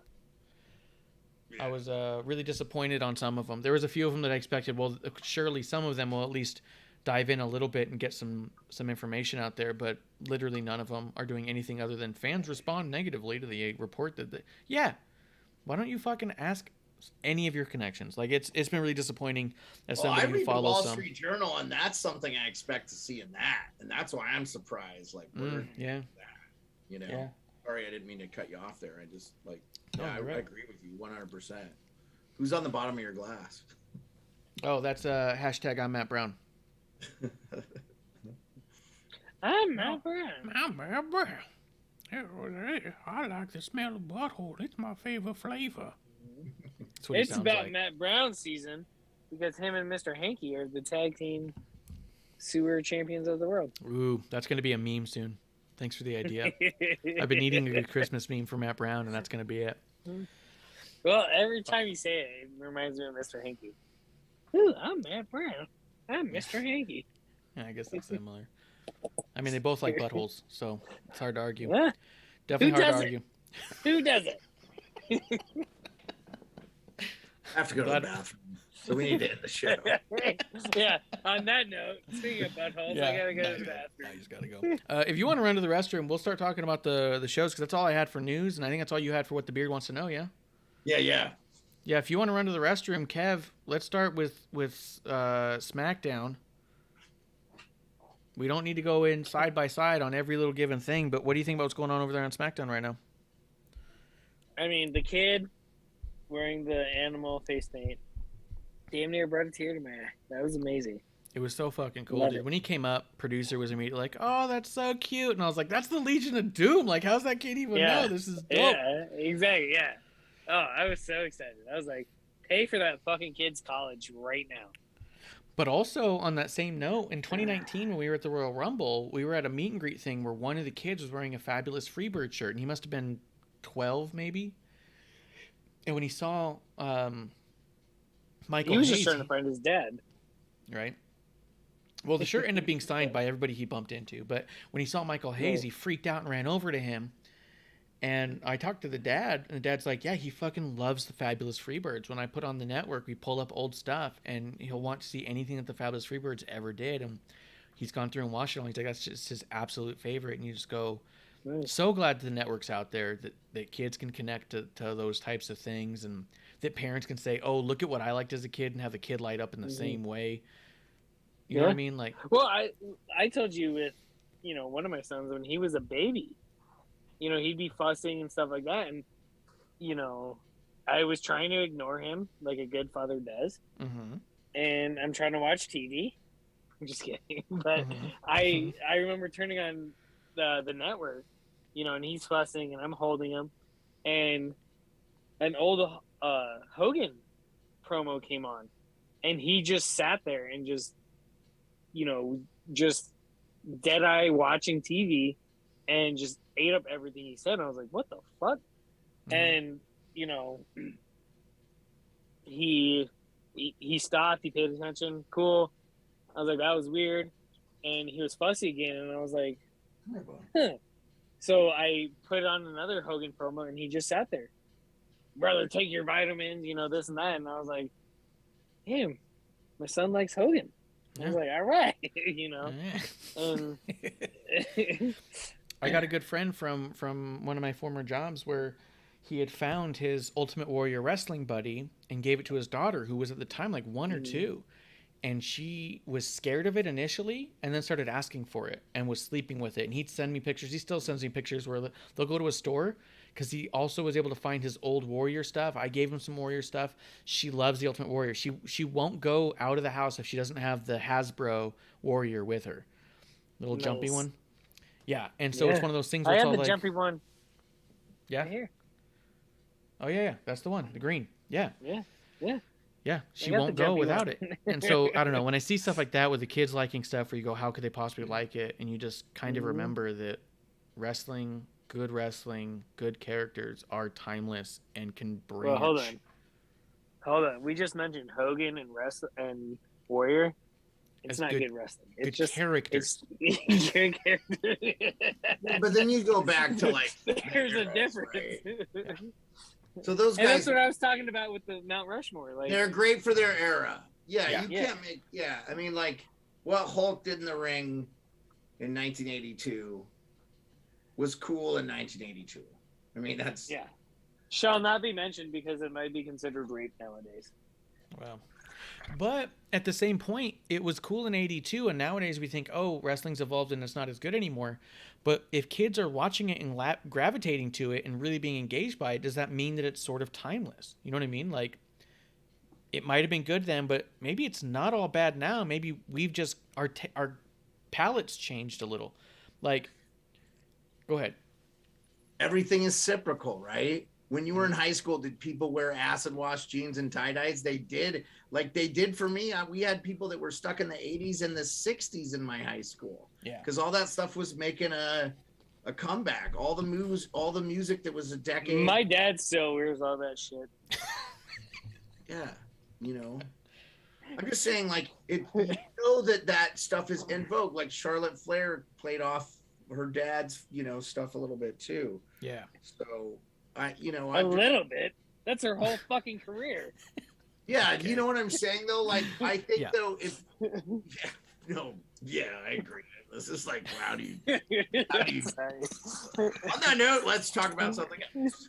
Yeah, for sure. But because I was even talking about it to somebody where I was like remembering certain foods as a kid and being it so good, and everyone's like, "Oh, remember how this one, like how McDonald's was so good and their fries were just the best, and nowadays you think that they're not, and their recipes changed and this is different. Oh, Twinkies used to be so good. The McRib. Yeah, remember how Twinkies used to be good, and now they don't. They taste kind of manufactured, and I really think that that's a larger sign of a larger concept of you've not experienced Welcome enough. to adulthood. Right, but when you had the Twinkie, you didn't have a good steak yet. You didn't go to a nice restaurant. You haven't been to a place where a chef is making a 5-course meal that just blows your mind. So then when you go back to the simple flavors, you go, oh, this isn't as good as I remember it. No, you just have a wider palate now than you used to. And I think the same thing's with wrestling. With kids with a young, fresh palate, they get something like a Hogan or a Legion of Doom or a Warrior, and they go, this is pretty fucking cool. And I think that's cool. Yeah, I like it. Oh, yeah. Grim Reaper coming through saying hi. Cheers to Grim Reaper. Cheers, Grim. Let's see. I do want to ask you guys about this. We're on the topic of Charlotte Flair. Shotzi Banks, Toni Storm versus Charlotte Flair and Shotzi. I honestly thought that everyone looked pretty solid but Charlotte. I felt like Charlotte looked sloppy and messy and was trying to undercut a ton of people, and it showed. But I saw people talking about it like they saw an opposite. They said Charlotte Flair proves that she's the absolute greatest. I saw this tweet. They said Sasha Banks is undeniable, and Toni and Shotzi were sloppy and didn't make sense. And I was like, that's not the match I watched. Yeah, I agree. Remember that old movie, Mean Girls? Yeah. That's Charlotte. Okay. Good one. Charlotte just That was a good one. fucking shits on people to make herself look better. That's what it feels Charlotte. like. Yeah. Charlotte hangs out with the bigger girls because it makes her look better. Mm-hmm. Like, this is absolutely fucking stupid. Charlotte looked like shit. If you watch move by move, Charlotte looks like crap. And every match, it's the same. I think Charlotte secretly wants to get cut. And she has a no-cut clause, so she has to get cut by her performance. Beard, what do you think? I'm sorry. What do you think, Beard? I just always feel like when I watch a Charlotte match, and I try to do it pretty unbiased, it just feels like if everybody is struggling with her, then is it really everybody or is it her? It always just feels like it's her. I always see those people in better. What was the thing we were talking about, kind of bantering back and forth about Twitter? She can't even take a fucking pie to the face properly. She won't allow, she will not give a single inch to her opponent. It just feels like she could, and honestly, to me, this is how I see it. And, I don't feel like I'm biased on this. It's just, every time I watch a match with her, I feel bad for her opponent. Yeah. Yeah, because she doesn't help anyone's career. She's out for number one, Charlotte, that's it. And if you're in her way, she shits on you. And I've never seen it be so self-evident in a match. And it's every time with her. The Becky Lynch thing, when I told Marsh, her post-interview was the most honest wrestling promo ever, because she was exhausted from trying to not get, kicked in the actual face by her the entire match. And I was just like, oh man, cannot be good. And this may have something to do with maybe having a contract release or something for these people, because you know the rumors, if you believe them, she wants out of her WWE contract or whatever. And you know, I don't know, like let her off. Honestly, That's what I'm saying. Set the Yeah. bitch a packing. Go. I'm done. You know what I do think? Yeah, it's pretty brutal. I agree. I don't think that I'm biased. Grim Reaper does. He says, but Charlotte is your favorite, though. I've gone on so many Charlotte rants on every platform I'm given a chance to, and we won't even be talking about Charlotte. And I was like, before we go, but Charlotte sucks. she's awful. But I do think from a completely objective standpoint, I do think it would be fascinating to see what happened if they did release her. Because if she did end up in another company and people started changing their minds, or maybe the wrestling became a little more obvious that she might be in a well-protected bubble visually and by the company, that although the three of us have been kind of talking about it and seeing it, there's a lot of people who don't want to. I do wonder if she were to go into like an AEW and blend in with the worst of the worst. Not to say their whole roster is, but I'm saying they have a lot of untrained talent there that they're still working on, and she could work with them. If she's not able to get something out of those talents, if people would then start saying, what's wrong here? You know what I mean? But that's the problem, is that she's not willing to work with the other talent. It's Charlotte's number one, and Charlotte, that's it. You know, if she went to AEW, as soon as one person took a misstep, coughed out of line, like, they're done. Yeah. Cut them now. She, you know, she's out of the business. You know, Charlotte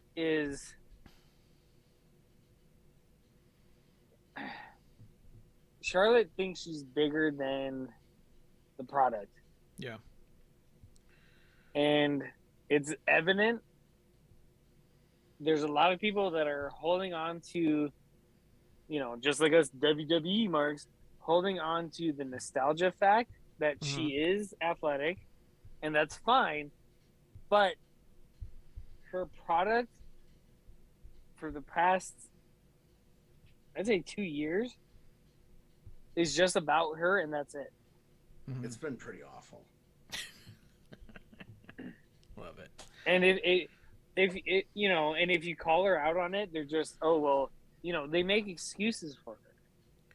I'm surprised at how much she's tried to twist the narrative into people's criticism being sexist. Mm-hmm. Like, that's come up a lot. She goes, would it be this way if I was a man? Or I'm not. Yeah, go ahead. I never made that comparison. I never even thought of it. I just think of how good the women's division is and how athletic those women are, and what I have seen that's been really incredible. Yeah. And then I've seen someone who has all the ability to do all those things, but chooses not to. Yes. Yeah. She's holding out for the contract. Maybe. What it feels like. Yeah. You know, Maybe. It feels like, you know, obviously it's just her about her, and that's it. That's a good point. I don't think any of us believe that she's not capable of creating greatness. We just think that she's refusing to. Yeah. She doesn't look like a willing participant ever. I like that. I like that you brought that up, because I think we were dancing around it and missing it. And I like that Beard put the fucking bullseye on it, and he goes, I think the deal is, it's not that she can't, she just won't. Like, I don't think any of us believe that she's not trained enough or well versed enough to do what is magic. She just doesn't. Yeah, but if you're just coming in, if you're just coming in like I am, and I haven't seen a lot of her good matches from the past, she's not more athletic than Bianca Belair. She's not better than Sasha Banks. She's nowhere close to Becky Lynch. She's not better than Naomi. She's not better than any of the women I've seen on all the shows since I've been back. Like, she's not better than Shayna Baszler. She's not better than, and I like Shayna. Shayna like her a lot. I actually feel like she's very underused. But you know, for me, I almost tune her matches out now, because it's like, oh, this isn't going to be fun to watch. And well, exactly, and that's a problem. I think it's fascinating too that in like a 6-month time frame that you came to that conclusion with very little goading by us at all. Because I remember when you're first watching, we started with, Beard, I want to know what you think, because we feel so biased. I remember pitching to you on a lot of Charlotte stuff early on, And you've come to that same conclusion, which I think is awesome, because I do think that there's a certain fan base that's been used to watching her for so long that they're harboring old stuff over this stuff. She's the greatest because of something 4 years ago. Yeah. I'm not. I mean, I don't have any of that basis of reference. I just like the Becky Lynch thing is so evident. You listen to that interview that's on the show. It's like, she's so like emotional about the match because it was so brutal on her. Mm-hmm. You know, Charlotte just does not want her opponent to look good. I don't think she understands. It just makes her look terrible. And it actually, I thought Becky Lynch, like I told you, I was kind of on the fence. And then after learning about her as a person and outside of the ring, and then that match kind of won me over as far as her being pretty awesome, because I was like, oh, dude, like that just felt like you were in a war. Well, Charlotte, it's clear Charlotte only cares about Charlotte. Yeah. Uh-huh. And I talked to Marsh about the stupid moonsault into a moonsault or whatever. And I'm like, she's missing it every fucking time. Every fucking time I've seen her do it, she misses it. And it's bad and it's apparent. Yeah. And Marsh told me, well, that's an Andrade move. And I'm like, oh, okay. And then I'm like, well, she's only fucking doing it because of Andrade, you know, her fiance, which is fine. But when you keep fucking it up, holy fuck. When does he step in and say, stop? Bitch, you're doing it wrong. Take this move like, out of your repertoire. Like, yeah. Like, she looks so sloppy doing it. Like, half the time she's landing on the person's wrong Don't you side. think she's doing it on purpose, though? Like, I almost... Well, that's what I'm saying. Like, I was joking about it, but, like, I think she wants to get cut so she can move on. And WWE's holding her back, saying, like, hey, she's the golden child. You know, she's got the lineage. Like, fuck, move on. Like, she doesn't have it. If she was in AEW, yes, she'd be great. But she'd still be the big fish in the little pond type of thing. Mm-hmm. Yeah. I was going to give a quick just note on the Naomi Shayna stuff. I love that they're in a storyline that doesn't involve the title, and it's staying strong and it's staying relevant, and I just love what Naomi's doing. I'm just excited to see how that plays out. And I think that WWE has been criticized in the past for not having enough storylines with the women that don't involve the title specifically. They don't seem to have a mid-card for the women. And so I think that this Naomi, Sonya, Shayna thing is kind of perfectly encapsulating and keeping those people relevant. But yeah, well, we talked about Naomi last time when she was in the Love feud or whatever. Oh, yeah. And, you know, with Mandy Rose. And we were happy that they had a mid-card for the women. Yeah. What were you saying, Beard? No, I was just going to say, you're right, because I really want to see Sonya get her face beat in. And, like, they've made me... I don't have a personal reason to hate her, right? But they've made me, as far as a viewer, want to see her get her comeuppance. I'm sorry against but Adam. Sorry, go ahead. No, you're okay. I was just going to say I do have a personal thing against Adam Pearce, and I loved seeing his desk get stabbed by Drew McIntyre, who I think with his sword. His sword, yeah. But I don't know, when Sonya Deville came out and for her match and she stripped off and had that like little S&M thing going on, it's pretty solid. Kev was entertained. Okay. Yeah, I'm just saying. That's all I wanted to get out. I was like, all right, there it is. Yeah, I just like that it's happening.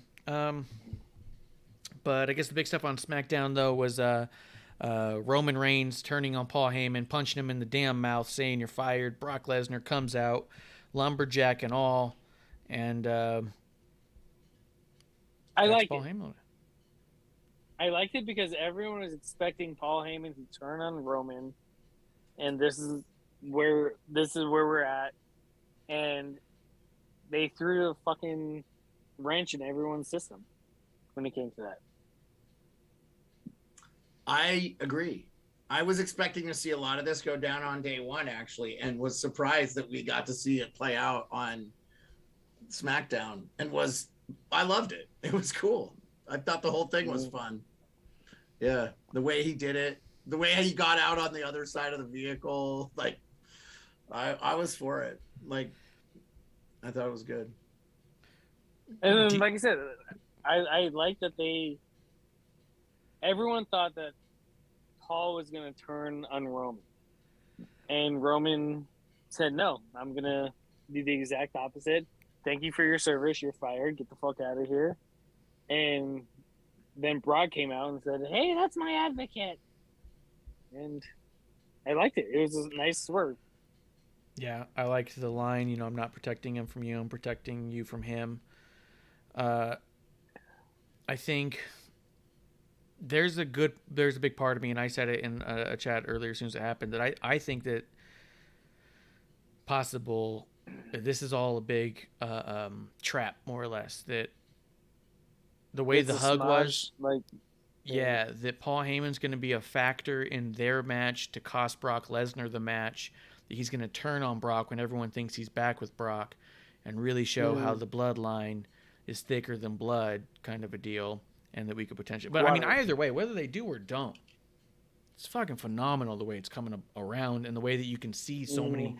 They don't have to go that way, but they can go that way. Like, this is an on-your-feet kind of storyline, which I think is just fucking great. Grim does say Roman Reigns... Grim does say, real quick, we'll go to you, Kev. Roman Reigns needs to continue his hot heel streak. I think that having Roman use Paul to cheat against Brock and steal the win by punching Paul, I think continues a heel streak. I don't think that it dissuades it. So, what were you going to say, Kev?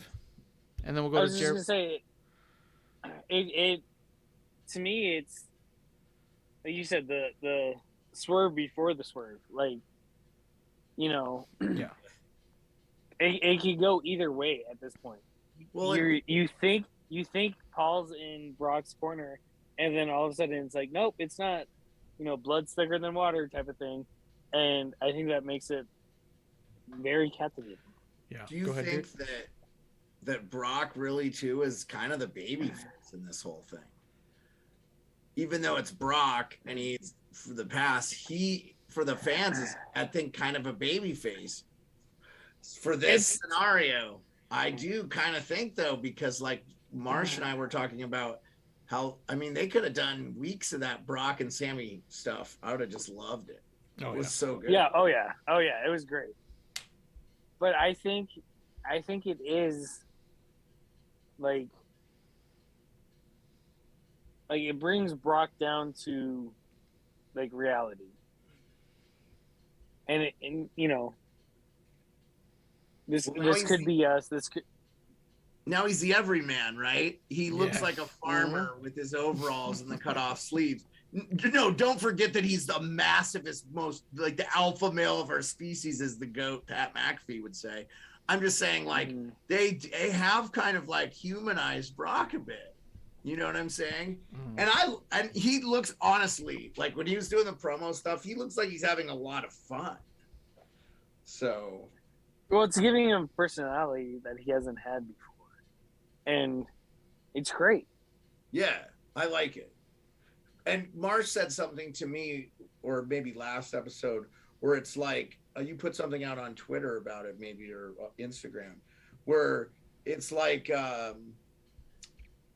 Lesnar learned all this like manipulative shit from Paul Heyman, so now like he gets to kind of pay it forward by doing like excellent promo work, etc., storyline and stuff. So anyway, I really enjoyed it, and because I liked that we got Brock at day one. That wasn't supposed to be the case, and so I don't know. Yeah, it makes it intriguing. I'm excited to see it actually.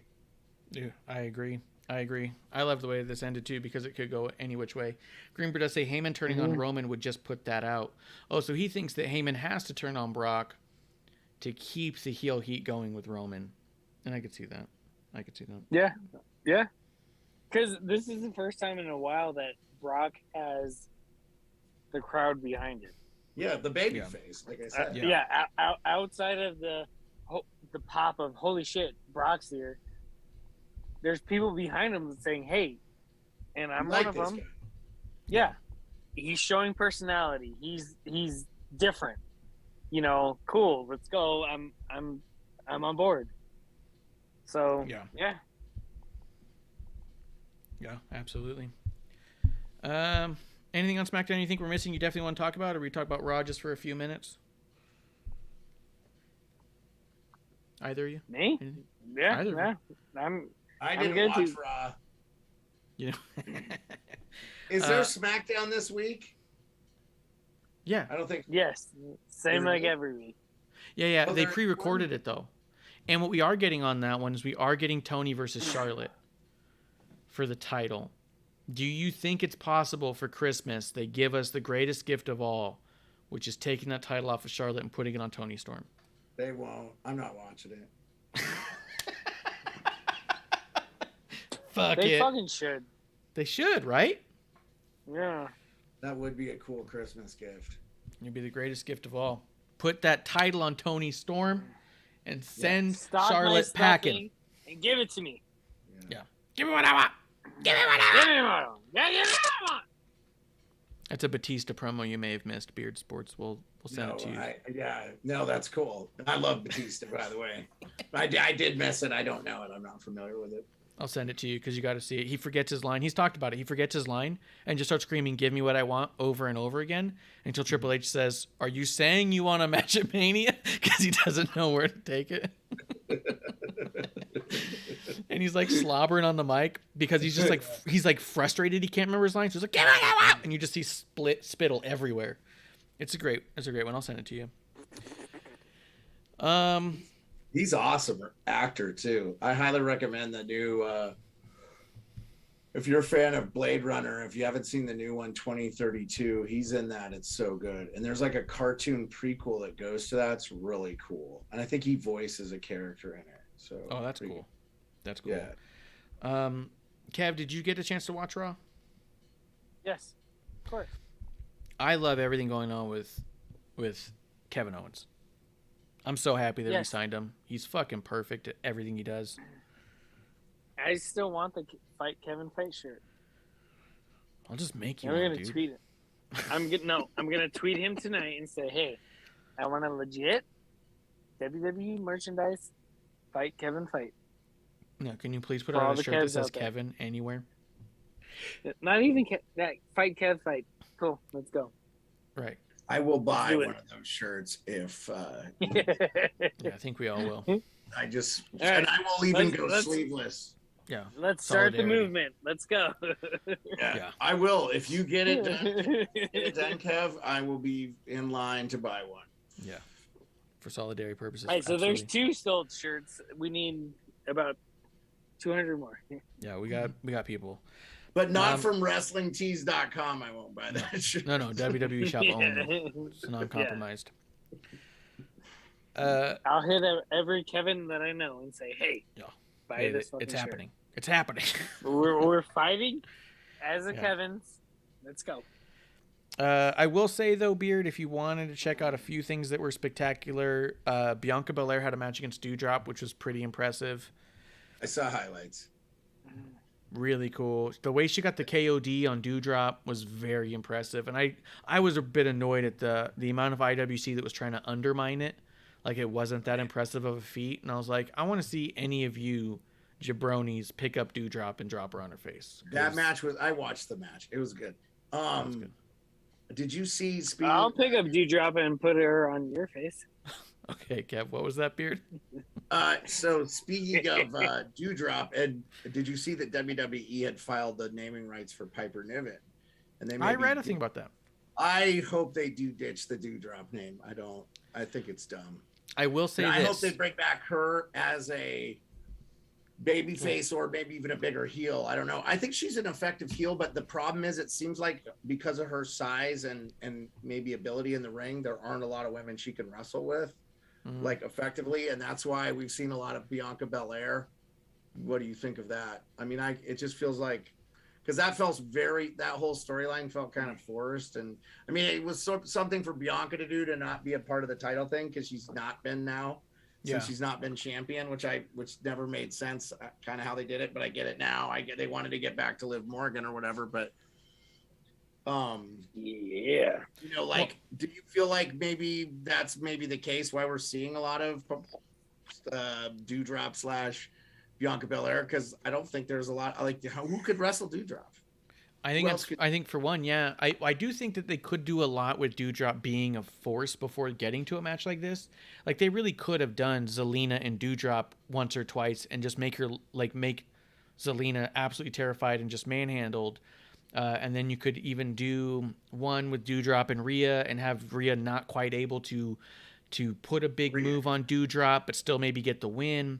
You could then do even a Liv and Doudrop, or maybe Doudrop gets a win over and just kind of offsets Liv. And then you get to a Bianca who's able to do a dominant move like this, and you go, holy shit, Bianca did it? Because those other ones couldn't, right?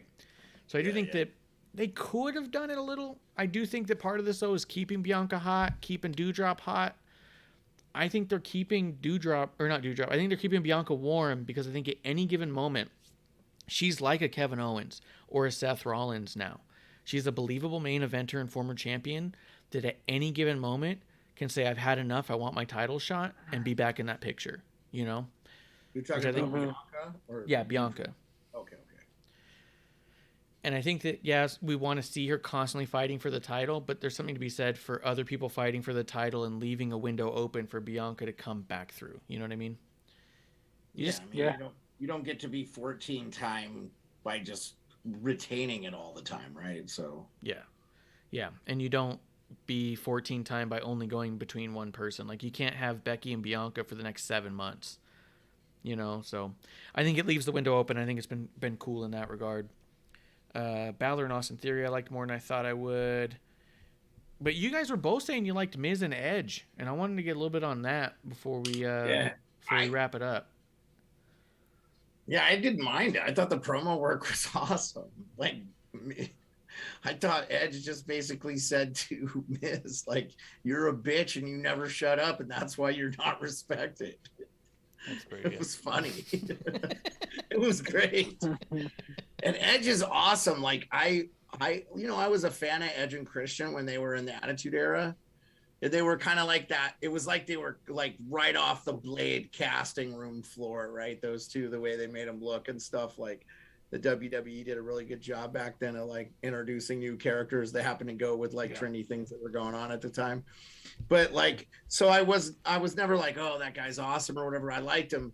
But when like I watched like him coming back for Royal Rumble and just kind of like the whole storyline about him and his wife and behind the scenes there, I was like, man, I really appreciate this guy as who he is as a person. And so now like it's just fun to see. I know he's kind of on his last ride thing. Like it's the Michael Jordan thing where the last ride, we know this is it. We're not going to go. And so I'm just trying to soak in and enjoy all the promo work he's doing.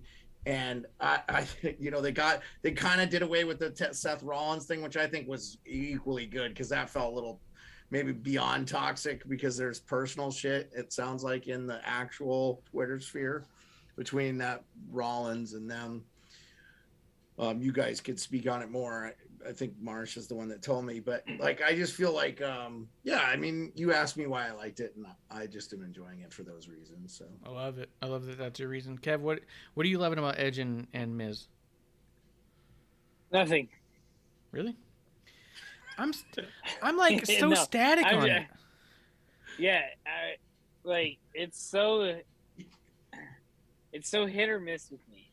Like, I like that they're going at it fine, cool, and then they're bringing up other things. They're bringing up Maurice and, oh, I'm a mother now, don't hit me, and it's just to me, it's feeling, I love that part. I love that he got it. I love that Edge got the Miz to like get in trouble with his wife. So that is awesome, and that's gonna. But they just said it was just a ploy. Yeah. So to me, it's falling flat for me. I don't think it's just a ploy. Why would they do it? They're gonna play. This this is going to come into play one or two more times where the Miz somehow puts his wife in harm's way, and then like, because he totally did like try to use his wife as a human shield against Edge, which is hilarious. It just makes him like even worse as a heel. I don't know. I actually enjoyed it. Like, I think, you know, I'm actually sad for you guys if you didn't like it. Well, so Maurice was on Edge's show and they both turned on Edge, and so it was kind of one of those like, hey, she wasn't actually mad at him, so they did kind of play it up as a ploy. I would say I wonder if mine and Kev's issue is a little bit of Miz exhaustion. I know he hasn't been on TV for a while, but the last number of his feuds have been with legends who he says, you guys didn't respect me back then, and you should. So maybe it feels a little too replayed for us while it's still fresh for you. You've seen it a bunch, whereas I have not. That makes a lot of sense to me. Yeah, because I feel like that when I keep hearing his promos, I was like, look, I know he's good at this, but I also feel like I keep seeing him do this. You know what I mean? Yeah, that's a fair argument. Yeah, like if for someone like me hearing you say that, it's like, oh, okay, well, this is played out. He's done it before, so it feels like old hat to you guys. Where I'm back new and I really don't have a lot of Miz experience. I don't even know. Yeah, he was definitely not around in the Attitude Era. Right? So, and apparently nobody noticed him when he first started off. That's what he's so butthurt about it with Edge. So I don't know. Like I know I've heard that done by other wrestlers too, though. Yeah. Right? Like this, that whole shit. You didn't like me when I first got here. Yeah. I didn't even know you, dude. Like, and I know they'll have a good match, but I don't see like Edge winning over Miz or Miz winning over Edge makes either one of them seem more important or anything. Well, I think it's a little just staticky to me. Not that I think it's gonna be bad. I think it'll be good. I just don't know that I feel like I'm invested. Well, but if this is Edge's swan song, he's maybe going to wrestle like the top guys before he goes, and then just he's gone, right? So yeah, maybe we're getting the Miz, and we'll probably get Randy Orton or something. You know what I'm saying? This maybe go back to Seth Rollins. I mean, I don't think they need to, but like but Kevin Owens or something, like, you know what I'm saying? Like if he's got 3 or 4 big matches left, and then he's going to be done, and he's not going to wrestle anymore because of physical reasons or whatever. They might be just building to him doing such a thing without us as the fans supposed to be knowing, right? I feel like that's kind of how I was looking at it.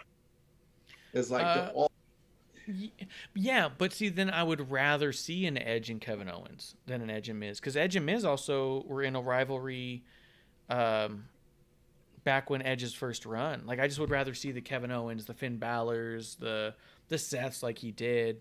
When he first came back, he had a big rivalry against Randy Orton, which was cool. But yeah, I don't know that I want to. I think Miz is just a little staticky to me, where maybe he's just staying safe for a month while he's recouping some other kind of injury, because we know Miz is a safe worker and a great wrestler. But I'm more excited for whatever's next, I think, to be honest, because hopefully it's like a Kevin Owens, like you said. I think it'd be great. Yeah. Sorry, my wife's being goofy. That's all good. And then the last thing was Becky Lynch and Liv Morgan. Kev, I want to know what you think. What did you think about this Liv Morgan promo? I thought it was solid. I did too. I wanted to be more behind it. Mm-hmm. If that makes sense. Yeah, I think this. Let me tell you. So sorry, go ahead. I didn't think she did a bad job, but I did feel like she had a lot on her plate. I felt like she started to get in wrestling promo cadence.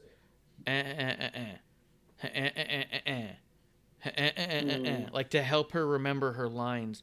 And I felt like this was one of the times where we've been seeing her branch more and more away from what seemed to be scripted and felt more genuine. This one felt like so natural. Much that it felt less natural and felt more scripted, and that was my only problem with it. Was I thought she did a good job with what she had, but she could have done a better job with, and I don't even say this for everyone, she could have done a better job with a slight more freedom, because every now and again I think what broke it up was she would go a little off script and say something to the fans, and you could hear her tone change and then go back. Mm-hmm. Do you think she was just nervous, though? Yes. I just thought she was Yeah. a little nervous is all. Like I heard the promo. I think I'm gonna watch the second half of this because all this stuff you're like, whatever. So I must have watched the second half. There was 2 Monday night games on, and then there were 2 Tuesday. I mean, it's been insanity with the football rescheduling and stuff. So, but yeah, no, I liked it. You know, like again, it just feels like she's probably a bit nervous because this might be her one shot, and so I would be nervous if I was her too. I'd like to see her win, but I doubt it. Yeah, I mean, I would not have a problem with Liv winning, and I think Liv's doing a great job. I just felt like this is one they could have pulled back a little bit to make her a little more comfortable, because like I think I agree with you. She came off a little nervous, but she's doing so fucking good, and I think that every promo she's had up until now is like, oh, this is why she belongs here. And this one, I was all like, your nerves are showing just a little bit. You know what I mean? But I love Liv. I there's part of me that wants her to win this one too, and there's part of me that goes, I don't know, Becky Lynch forever. So I am torn. I'm definitely torn. But I can see that. Kev, you okay? Yeah, I'm good. You good? You anything else? You that look like you want to take a nap there. You're thinking about Yeah. calling some dinosaurs, are you? He's ready for the last call. Yeah. Is there anything else that you guys want to throw out there? I just want to say those couple of things. I also like the back and forth between Becky and Liv. Like the content I thought was great. It was just that cadence. It was that cadence. I was like, Well, it felt natural. Like just the natural fuck you type of thing. Yeah. Between them. Yeah. All right. Anything else that you thought we missed, Kev? No. Anything, Mr. Beard, that you want to make sure that we hit on? No. Merry Christmas, you guys. Yeah, absolutely. Merry Christmas to everyone. Happy holidays. Cheers to that. Quick Merry Christmas to New Wave Coffee. If you're watching live, you've seen the promo code on the bottom of our screen this whole show. Flow State Coffee is specialty grade coffee with L-theanine raw cacao for creativity and productivity. Gives you better energy, focus, and mood than a regular cup of coffee while decreasing negative side effects like jitters and crash and anxiety and high blood pressure. If you go to newwave.co, NOOWAVE.co, and put in promo code CHEERS, you can get 10% off your first bag, or just your whole order. If you decide to buy a dozen bags, you get 10% off that dozen. How many do you need to order before you get one free at 10%? 10? Is that how math works? Yes. Yeah. I think your 11th would be the free one, right? So The 11. Okay, so order 11 bags, put in promo code CHEERS, and one of those is going to be free. That's a fucking no-brainer. if you want 11 bags of coffee right away. Yeah, that's how you keep it fresh. Right. Sprinkle it everywhere. At that point, you're using coffee on everything. I mean, Did you put coffee on top of the pizza? Yeah, it's just a little spice. Pizza coffee, always my favorite. He's goddamn. It's always been my favorite. You know that about me. Why are you acting weird about it now? Yeah, So guys. that's the first time. Merry Christmas, happy birthday. We'll be back next week. There will Whose birthday? I don't know. Jesus. It is Jesus' birthday. Holiday hours of the dive bar of the IWC permits that we will be closed tomorrow. There will not be an episode 1 about AEW and NXT tomorrow night. But if you go and you follow my man TW Takes Podcast at TW Takes Podcast on Twitter or on his website, and if you buy from TW Takes Podcast /TWTs, that store's through Teesprings. Your credit card information is safe. You know But what's funny? While I was on Hopefully. here, I got a notification from AT&T that my phone number had been leaked. Jesus. So Just literally, like a few minutes ago. So, yeah. you're just like, son of a bitch. It's PWTs. I know it. But follow TW Takes, because I do believe that because the dive bar is closed this week, that as a sister show, if you check out Terrible Takes Wrestling Podcast. Sub. It's only episode 1. I'm going to be on there, and me and Bishop are going to recap a little bit of NXT strictly in his living room and not in our dive bar. So check that out. Otherwise, we're going to be back next week for the Boozy Awards. We're giving our end of the year boozies. Where we're going to give out the Ref Marsh, the Kevlars, the beards. The Bishops will be on. Yeah, the beards. There's no beards. There's The no beard beards. is not giving out awards. He's That's going true. to be the host of the award show, and I'm not giving out any. That's true. Spoiler, MC of the evening will be Mr. Beard Sports himself, guest appearance MC, and Bishop will be on as well. And then the following night, we'll give out the AEW and NXT boozies. So come back, make sure you're liking, subscribe, and rating and all that stuff. But most importantly, enjoy your guys' family and your holidays, and enjoy your drinks and enjoy the company. It's not about what you're drinking, it's who you're drinking with. And we're glad that you're all our drinking buddies. Guys, we'll see you next week right here in the dive bar of the IWC. That's last call. Cheers.